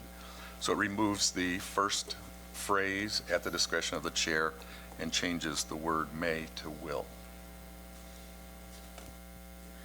Okay, so we have a motion by Commissioner Talon, support by Commissioner Womack. A yes, an aye vote would support Commissioner Talon's motion. A nay vote would oppose. Madam Chair, could I ask for a roll call? You absolutely can. Madam Clerk, we've been asked for a roll call on this motion. Can you please call the roll? Thank you. Thank you, Madam Chair. On the motion to amend Rule 3. On the motion to amend the resolution to adopt a resolution 425-1930 to amend Rule 3.4F. Commissioners Vonk. No. Antor. No. Morgan. No. Jones. No. Vice Chair Steck. No. Commissioners Ponstein. No. Voorhees. No. Kallman. No. Breivy. No. Salfeld. No. Sparks. No. Melton. Yes. Hennessy. Yes. Talon. Yes. Bolkowski. Yes. Womack. Yes. Wooden. Yes. Skaggs. Yes. Chair Bolter. Madam Chair, you have 7 yeas, 12 nays. The motion fails. Thank you, Madam Clerk. We are back to the original resolution. Any other concerns, questions, comments? Commissioner Womack. I'd just like to let the Hispanic community know I will be hiring a interpreter to be at every meeting I am at for the continuation of my term as a county commissioner here in Kent. And whatever those wages are, I'm not a millionaire. I don't get taxpayers' money. I get a little stipend from here, but I will be making sure we have an interpreter here. Because Thank you, Commissioner. and We need to keep that to the miscellaneous. I do believe that our standing rules that with Mr. Suffield and our chair have worked on, you guys have done a tremendous job, and I do support the standing rules. Thank you, Commissioner. Commissioner Steck. Thank you, Chair. I wanted to clear the air. Commissioner Womack suggested that maybe I'm very upset. I'm not very upset about the issue dealing with whether or not commissioners ought to stay in their seats during the public comment. I do get very upset sometimes. It usually involves conversations about the Department of Human Services at the state, but I think you'll know it when I'm really upset. I simply assert that it is appropriate practice for us as commissioners during the public comment particularly to sit in the seat of an elected commissioner and not to stand down and take the role of the public. That's what we're elected to do. We have plenty of opportunities to make comments and to address our colleagues, but during public comment, our role is to listen to the public. And I think that that can only be done if you sit in your seat and listen to them. I also would be concerned that if we did not restrict that, then really all of us will probably line up at the public comment and make sure that the rest of our colleagues hear what I have to say about these issues. So I do think it is the most appropriate rule to require us to remain in our seats as elected officials, listening to the public as they address us. Thank you, Commissioner Steck. Any other questions or comments on Resolution A? Commissioner Coleman. Thank you, Madam Chair. I do enjoy the irony of discussing standing rules about sitting. But just to clarify, I do not believe we have any rule on a time limit for our votes. So I admit having an advantage with longer legs to making it back to my seat in the event I need to get there to vote. But is that correct, that there is no time limit that would prohibit me from walking back to my seat? There are times I wish there was, but not that I'm aware of. Any other questions or comments? All right, seeing none, we are voting on Resolution A 425-1930. This is not a roll call vote. All in favor, say aye. Aye. All opposed? Motion passes. All right. Hopefully we won't have as many comments about the remaining 15 resolutions for today. On to item B, Ready by 5 Early Childhood Millage Agreement. I call on Commissioner Breve. Thank you, Chair. I move the Ready by 5 Early Childhood Millage Agreement from the Administrator's Office. Second. Moved by Commissioner Breve, support by Commissioner Skaggs. Any questions or comments on this resolution? Commissioner Wooden. Just because Commissioner Skaggs beat me to the punch to support the motion, I just wanted to state on record I am very excited to support this resolution. And when Ready by 5 came to Finance Committee, I think they gave a great presentation with staff, and excited to see the public's investment in early childhood development seen in our community over the next few years. Thank you, Commissioner Wooden. Commissioner Bukowski. Thank you, Chair. I too want to thank the group that brought this forward. I mean, that this really is the culmination or a significant milestone of years of work. Years of work of a lot of folks. So definitely want to thank the chair, Kate Walters, and her quiet and shy co-chair, Lou Chamberlain, who's here and chose not to speak publicly. But again, there's so many folks that helped bring this forward, and there's so many folks ready to act with these additional resources. So thanks for the community to making it happen. Any other questions or comments on this resolution? Commissioner Ponstein. Thank you, Chair Bolter. And I would just like to add that I would hope in this time period of this millage that maybe we have a state legislature and a governor will see that this is a role of state government and not county government. Any other questions or comments? Seeing none, this is a roll call vote. Madam Clerk, please call the roll. Thank you, Madam Chair. On the motion to adopt Resolution 425-1931, Commissioners Vonk. Yes. Antor. Yes. Morgan. Yes. Jones. Yes. Vice Chair Steck. Yes. Commissioners Ponstein. Yes. Voorhees. Yes. Kallman. Yes. Breivy. Yes. Salfeld. Yes. Sparks. Milton. Yes. Hennessy. Talon. Yes. Bulkowski. Yes. Womack. Yes. Wooden. Yes. Skaggs. Yes. Chair Bolter. Yes. Madam Chair, you have 19 yeas, 0 nays. The motion passes. Resolution 425-1931 is adopted. Thank you, Madam Clerk. On to item C. I call on Commissioner Salfeld. Thank you, Madam Chair. I would move Resolution 32 regarding administration and board office reorganization. Moved by Commissioner Salfeld, support by Commissioner Breivy. Questions or comments on this resolution? Seeing none, this is not a roll call vote. All in favor say aye. Aye. All opposed? Motion passes. On to item D, Pension Board and Lakeshore Regional Entity Oversight. I call on Commissioner Hennessy.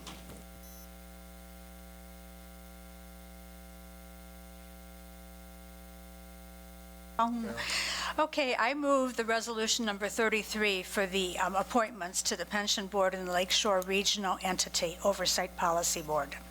Moved by Commissioner Hennessy, support by Commissioner Steck. This is not a roll call vote. All in favor say aye. Aye. All opposed? Motion passes. On to Resolution E, 2019 Equalization Report. I call on Commissioner Breivy. Thank you, Chair. I move Resolution 34 of today's date, the equalization report from the Bureau of Equalization. Support. Moved by Commissioner Breivy, support by Commissioner Jones. Any questions or comments on Resolution 34 of today's date? Commissioner Talon. Thank you, Madam Chair. Just want to note and perhaps clarify the taxable value went up 5.81% or is going 5.81%. Just want to clarify that means we will have 5.81% more property tax revenue to look at for next year's budget. Is that correct? Not quite. Not quite. All right. Thank you. The effect And I apologize if this was covered in finance. Please come up, Matt Welford. Thank you. No button on this one, right? Yeah, Marvin's up here joining me. So the overall increase in taxable value means that's the change from the taxable value, which is the tax base from year to year. However, we will be having the introduction of the Headley Amendment, and that will roll back the millage. So that does not mean that that's a direct correlation. Thank you. Any other questions for Matt, Marvin? There, this impacts the 2019 budget, so the budget that's already been adopted. So we built a budget based on a 3.5% increase. The final increase came in at 5.8%. That's going to create an additional 1.9 million dollars in revenue.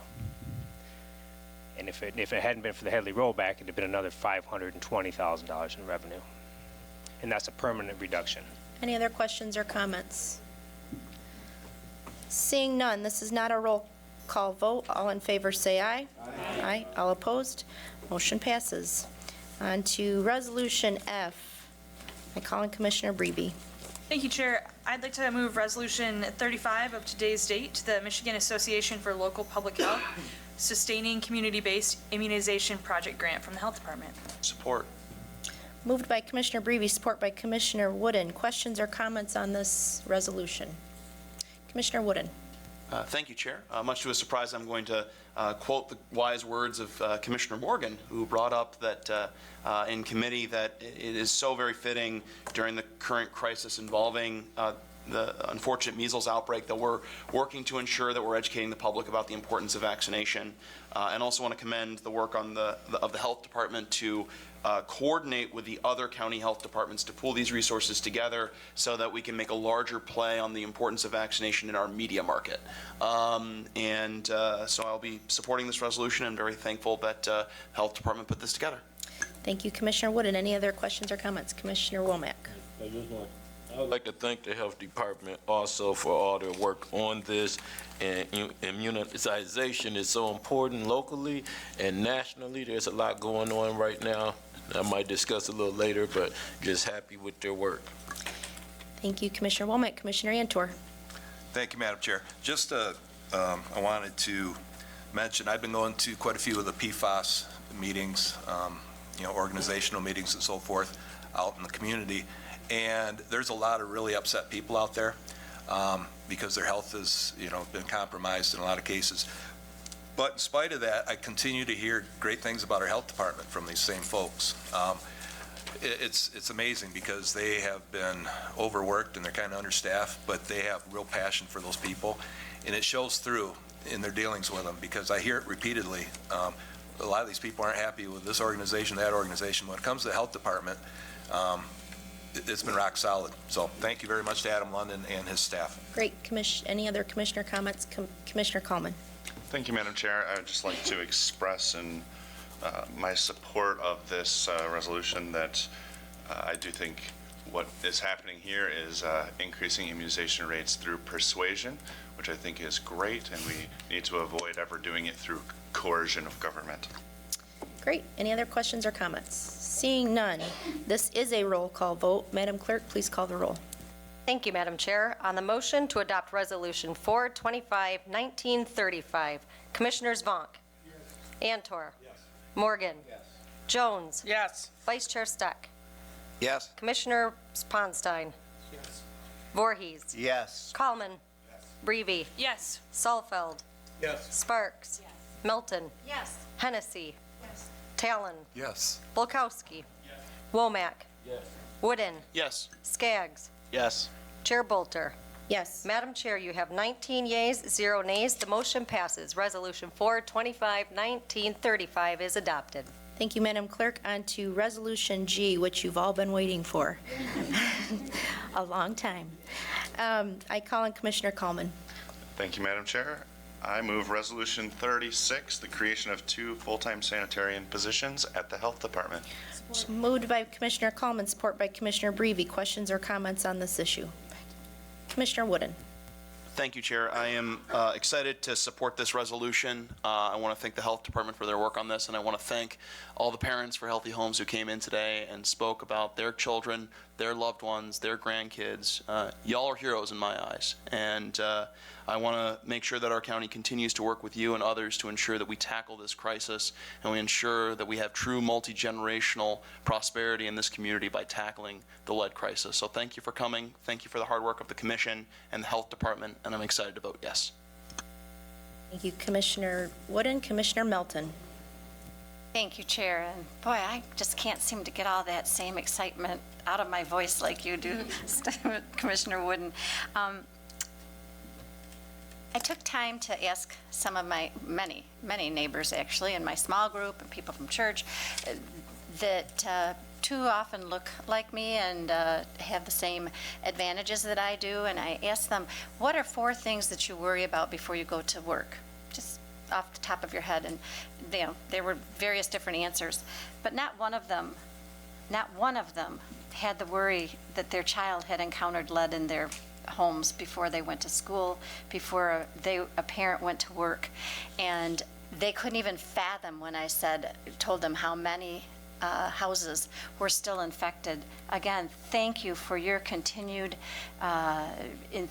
not just enthusiasm, but diligence in this, because you're right, this should not be happening, and certainly not in the Kent County that I want to be a part of. So I thank you for being here, and I thank the commission for approving, or hopefully for approving, that we will prove to our community that our children are way more important. Thank you, Commissioner Melton. Commissioner Womack.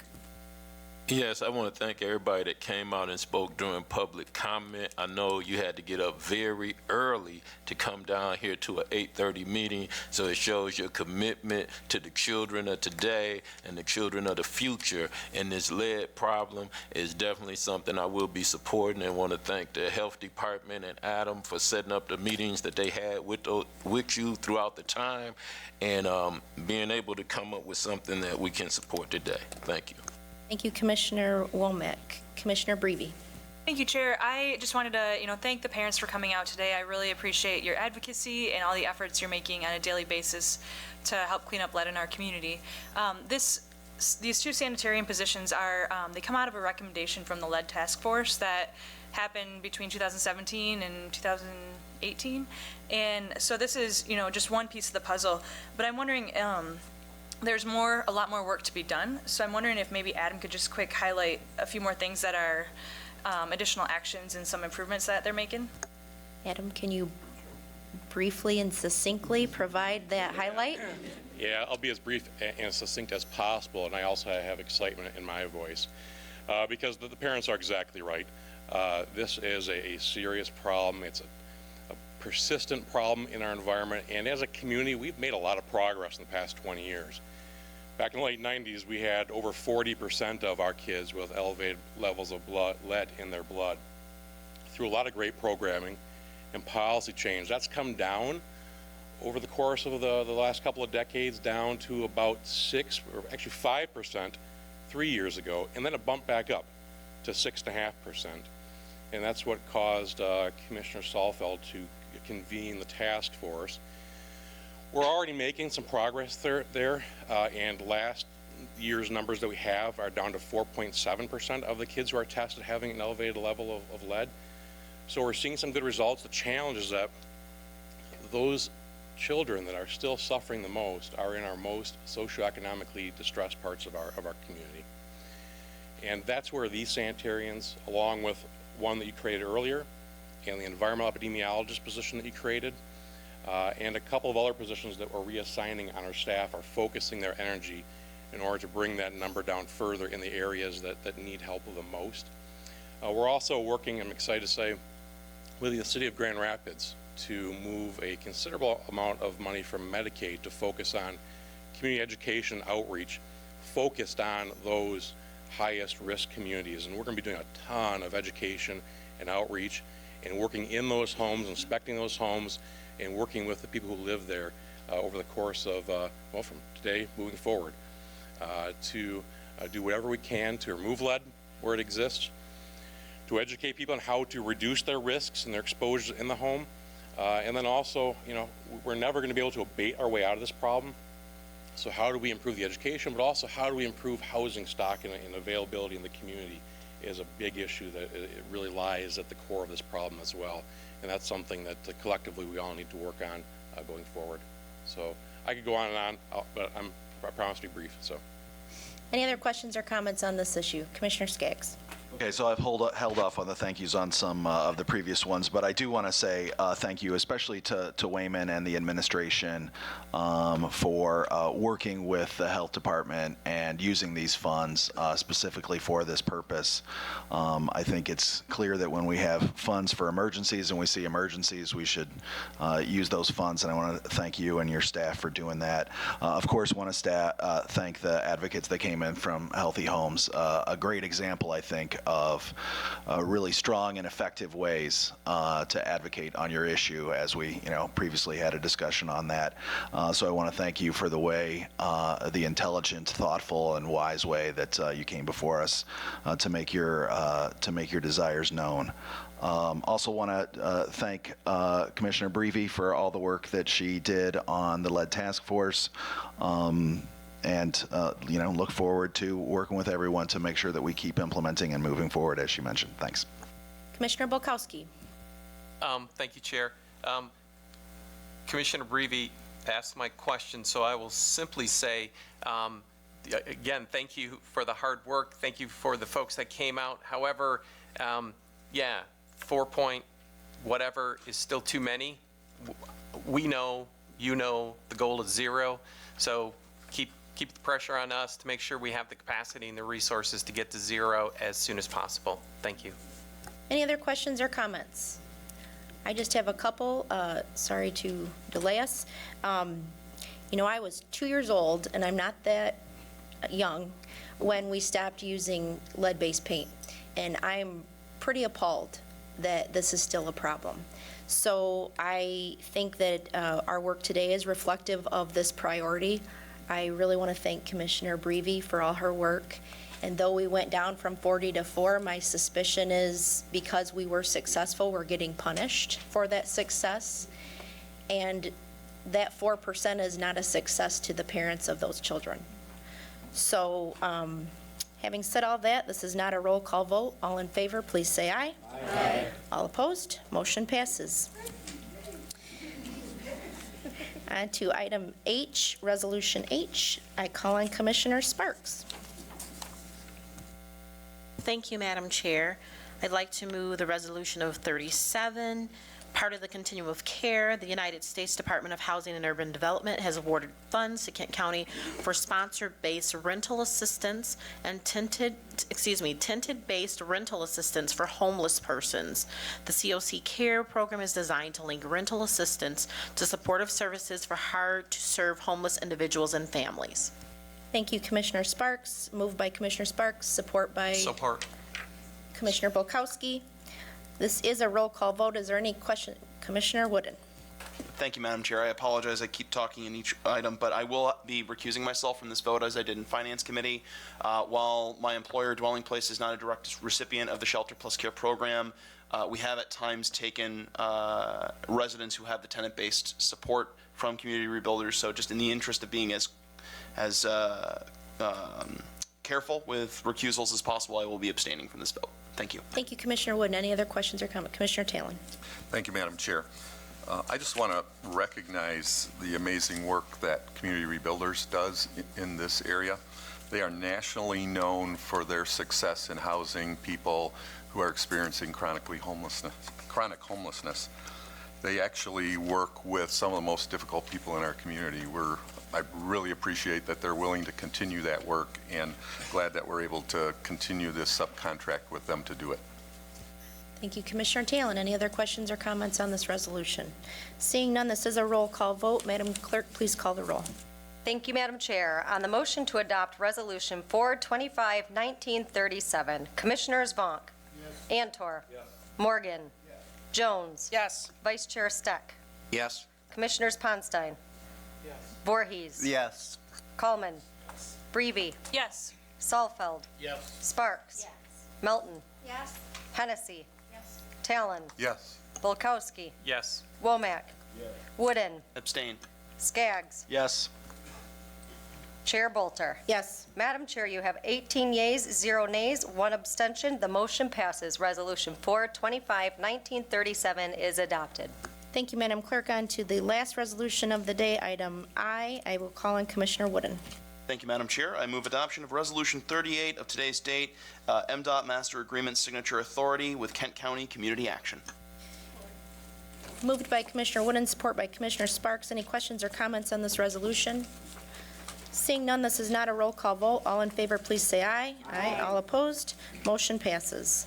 We are now on to item 9, 1-minute public comment. Any other public comment today? Please come forward.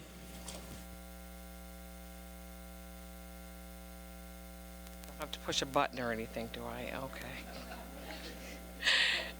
Hola, my name is Joyce Daniels.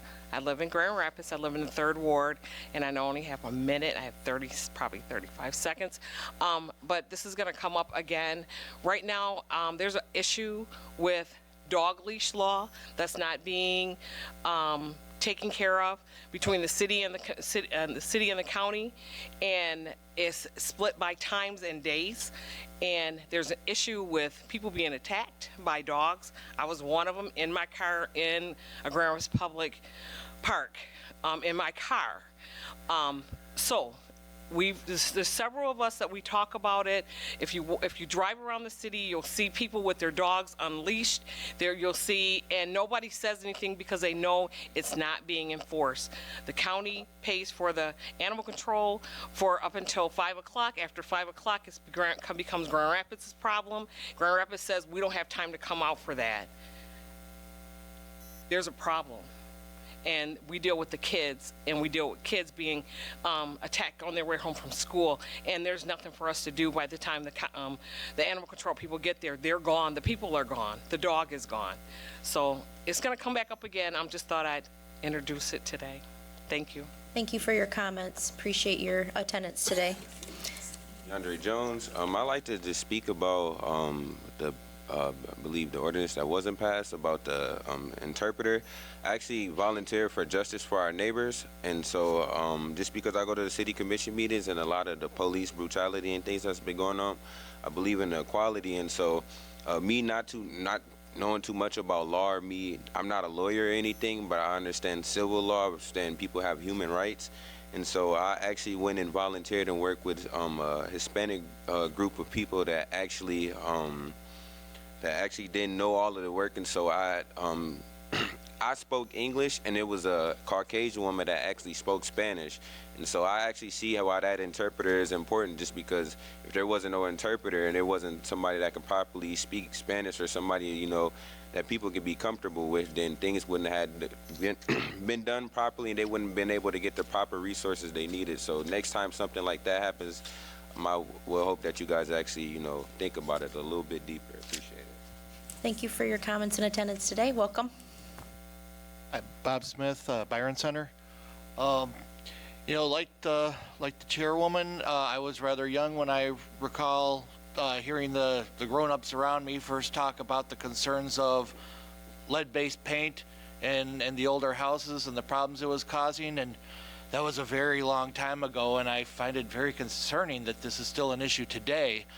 But I also heard today, if I heard correctly, that the county is looking at a $1.1 billion surplus in their budget, and I would hope that a good portion of that would go towards accelerating this lead cleanup. Thank you for your comments. Welcome back. Thank you. Well, I stand here representing my son and my grandchildren, and I just want to say thank you. Thank you to each and every one of you. My son is legally blind in one eye, and he has mental issues. The only issue that we know that it came from is from lead. So for all the future children, I stand here and I say thank you. This will not be the last time you see my face. It will not, and I will owe you a lot more thank yous. Okay, thank you. Thank you. Welcome again. I just want to tell all of you thank you. And you know what? I can't thank you enough. Enough. I really can't. And I really, really thank you. And that's all I have to say. Thank you.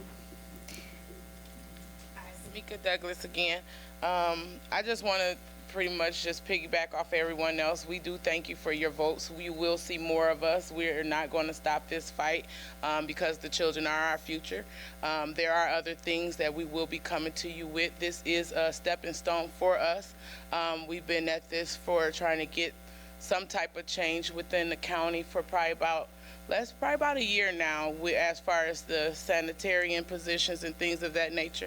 So I do want to again say thank you all for your vote today, and you will be seeing more of us and more postcards and more things that we would like to work with you all on regarding this lead epidemic in our community.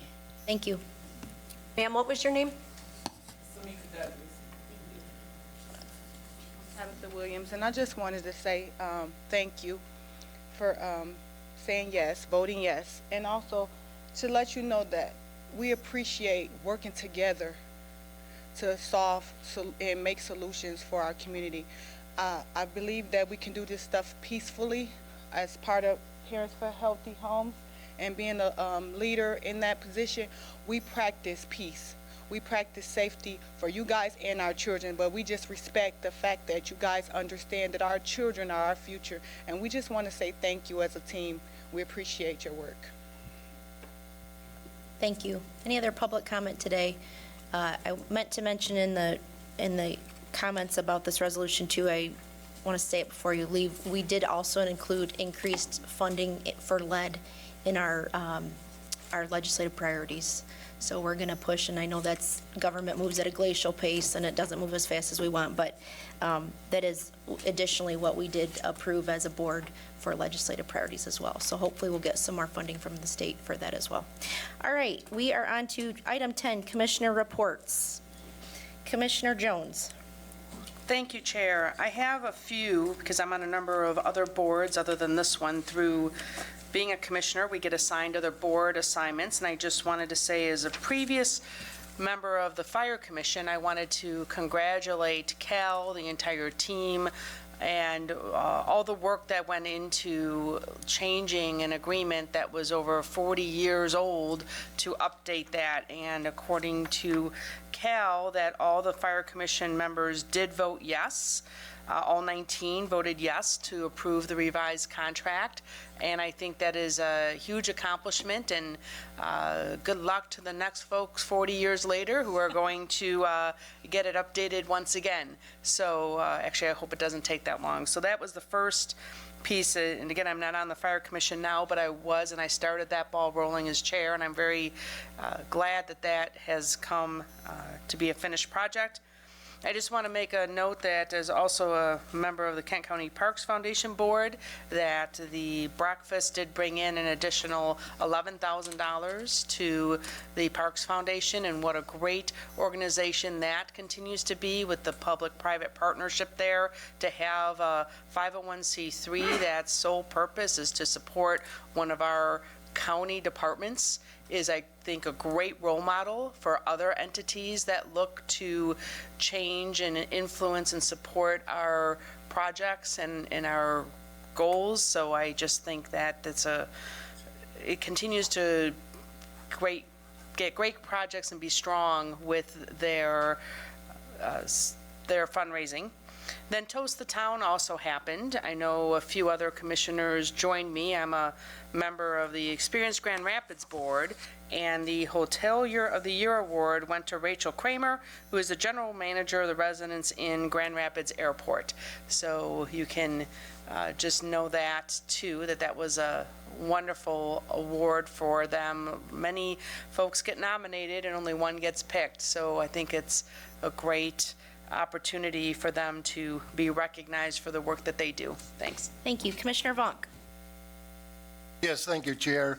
Yesterday, I attended a luncheon at the City of Wyoming with our Director of the DPW, Darwin Bass, along with Wayman Britt, and we had a roundtable discussion discussing the past and history of the DPW and concerning the trash business and the future of our trash business. And we had a great roundtable, and we were talking a different language than most of them were used to. So we all talk different languages from the different parts of the county that we represent and we're responsible for, and it always goes back to Reagan, trust but to verify, and I do that all the time. I might be talking to Wayman, or I might talk to other board members that are associated with that department. So thank you, and we had a good day. Thank you for your work on that, Commissioner Vonk. I know that we've got some issues coming up. I really appreciate your leadership. Thank you. Commissioner Morgan. Thank you, Madam Chair. I'm willing to yield a little bit of time to Vice Chair Steck, because I don't know if you're going to want to follow this report on the airport. No. Apparently will. So anyway, I had an airport board meeting yesterday. I would like to report that we're up 10% over last year's 16% increase in business. We are really looking into some capital projects out there, like I mentioned before, about additional 8 gates to Concourse A, an FIS building to get into the customs for international flights. So the beat goes on at the airport, and I'm really happy to announce we've had a great response to our open CEO position, and we have a lot of diverse, qualified candidates that have applied, and we're going to start working through that to get a CEO on board. And so stay tuned. Now, I have one more report on the proofs of concepts meeting that I'm on. I don't know if you got my cliff notes from the last meeting, because Pam was going on vacation. Thank you, Pam, for sending that out. It was our third meeting. We're trying to go through the data now, the data points, to see if there is any support. I attended that meeting with our county administrator, Wayman Britt, and I really appreciated him being there because he has a real presence when he walks into the room, and it's real helpful. And I'll try and get some cliff notes back together and send them out to my colleagues so we can all be on the same page as we work through this. Thank you. Remind everyone, the proof of concept is the potential hotel going at the... Yeah, thanks for that. Thank you. Let's talk about speaking different languages. Commissioner Steck. Thank you, Chair. I just want to report first that my personal use of the airport went up 75% last month. So we appreciate that. Yeah, you're welcome. Unfortunately, we continue to experience significant instability in the world of public behavioral health. Notwithstanding, there are 9 of 10 PHPs around the state who will report significant operating deficits for 2018. 4 of them of which will have lost or exhausted all of their available resources. The state apparently has once again determined to put notice to the LRE that they intend to terminate that contract. So while we are the only entity to have designed a new approach to how we provide these services, we still are in the fray. So stay tuned. You no doubt will hear more about that over the course of the next couple of weeks or months. Thank you for all your work on that, Commissioner Steck. Any other reports?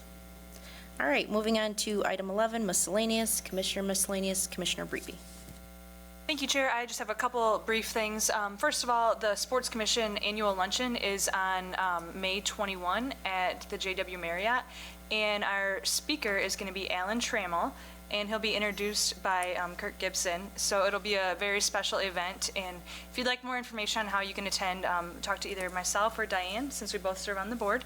And another thing, too, at 12 o'clock in just a short time, if you enjoy spending time with me and Commissioner Melton, we have the CHAC meeting, Community Health Advisory. So that's over at the Health Department from 12 to 2, and you can have lunch. And finally, Adam London mentioned several things that the Health Department's doing with lead, and I know some of you were at our meeting last week with our legislators, or on Monday with our legislators. There's several legislators that are very interested in addressing this issue and that are very motivated. So I think, continuing to engage them in these conversations, how we can make a difference, and by partnering with them at the state level and even, at the federal level to maybe get some funding and just generate some new ideas on how we can reduce the amount of lead in our community. Thank you, Commissioner Breeby. Any other Commissioner Miscellaneous? Commissioner Ponstein.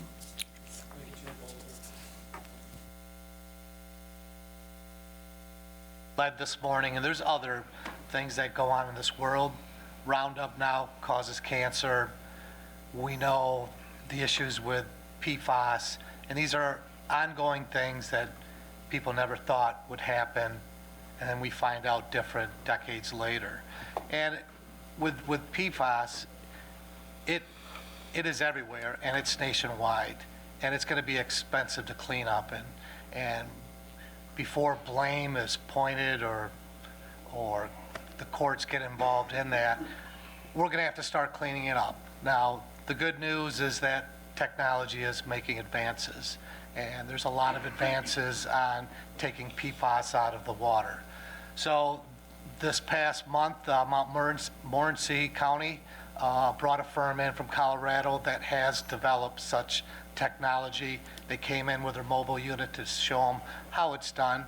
I'm sure it's pretty pricey, but there are things that are advancing on cleaning this stuff up because we can't wait for legal action. And a lot of these things have already been done to people, but we've got to do something to clean this up because this issue is emerging and we're going to find it everywhere. So I just wanted to give you that update. Information will be sent to me with what they heard from this group, and I'll pass that along to all of you. Thank you, Commissioner Ponstein. That's very important information. I really appreciate you sharing that. Commissioner Antor? Thank you, Madam Chair. Just wanted to point out, the contrast this morning in our public comment. These parents and neighbors that came in, they were as passionate, maybe even more so than other groups that have come in front of us. And we don't need any special, they came in and they were orderly, but they were very effective. They've been coming back. We heard them loud and clear because we were able to hear them loud and clear. And so I just wanted to thank them. I know they all left now, but that's a great example of how public comment should work. And we certainly can be a lot more receptive when we follow orders and so forth. So thank you. Thank you. Commissioner Womack? Yes, just want to thank Wayman Britt and our staff that put together our agenda today and all that information, because this was a very long agenda, but very orderly. And just thank the commission for all the work that it's been doing, all the departments, but especially the health department. And just wanted to put on the radar as we watch the measles epidemic across the country. We're just one person, one or two people traveling from where those epidemics are outbreaking and infecting someone here and having it here. So I'm glad of a lot of things that I saw today that the health department is doing that may prove to be proactive in case that happens here. So I just want to tell Adam and the staff, keep up the good work. Thank you, Commissioner Womack. Commissioner Morgan?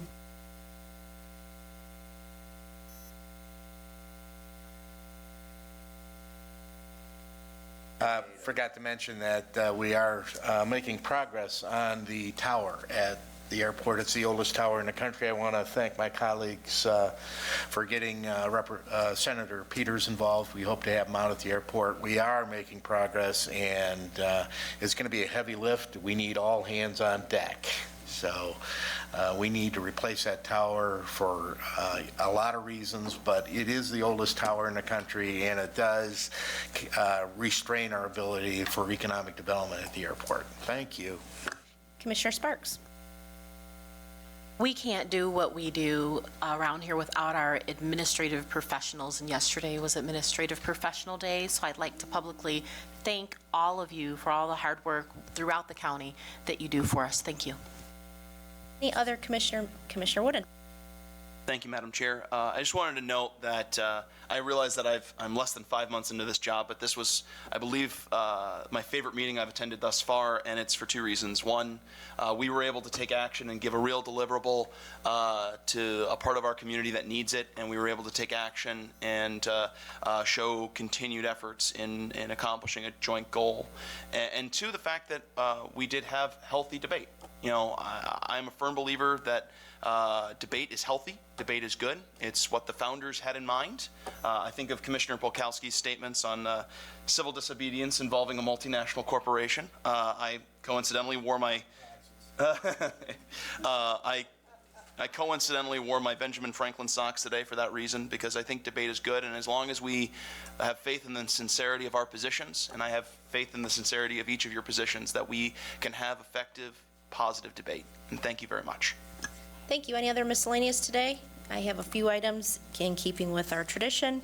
Real quick, May 2nd, State of the County, our first one. Reminder to everyone to have that on your calendar. I know Pam's sent it out a couple times. We'll send it out again. It's the inaugural State of the County, and hopefully we do you some justice there. May 6th is an important date. We are recognizing our county staff. This is an evening meeting, so I know you already have it on your calendars, but we will be doing the Excellence in Action Awards, where we select of all the staff.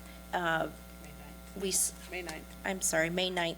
We select kind of the cream of the crop of our staff, and I really think it's important that we're all there. It'll be a reception down in the main lobby, and I hope that you all attend. It starts at 5 o'clock.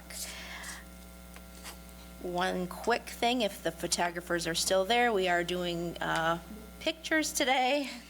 And last but certainly not least, and certainly not the least of importance, I wanted to send from the board our thoughts and prayers to Commissioner Talon on the loss of his dad.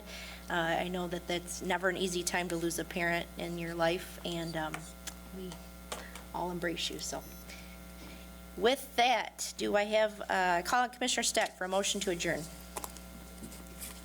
Thank you, Chair. I'm happy to make my contribution today to move to adjourn, subject to the call of the Chair, to Thursday, May 9, 2019, at 6 p.m. when the official meeting starts, and you said the reception is at 5 p.m. Moved by Commissioner Steck, support by Commissioner Sparks. All in favor, say aye. Aye. All opposed, we are adjourned.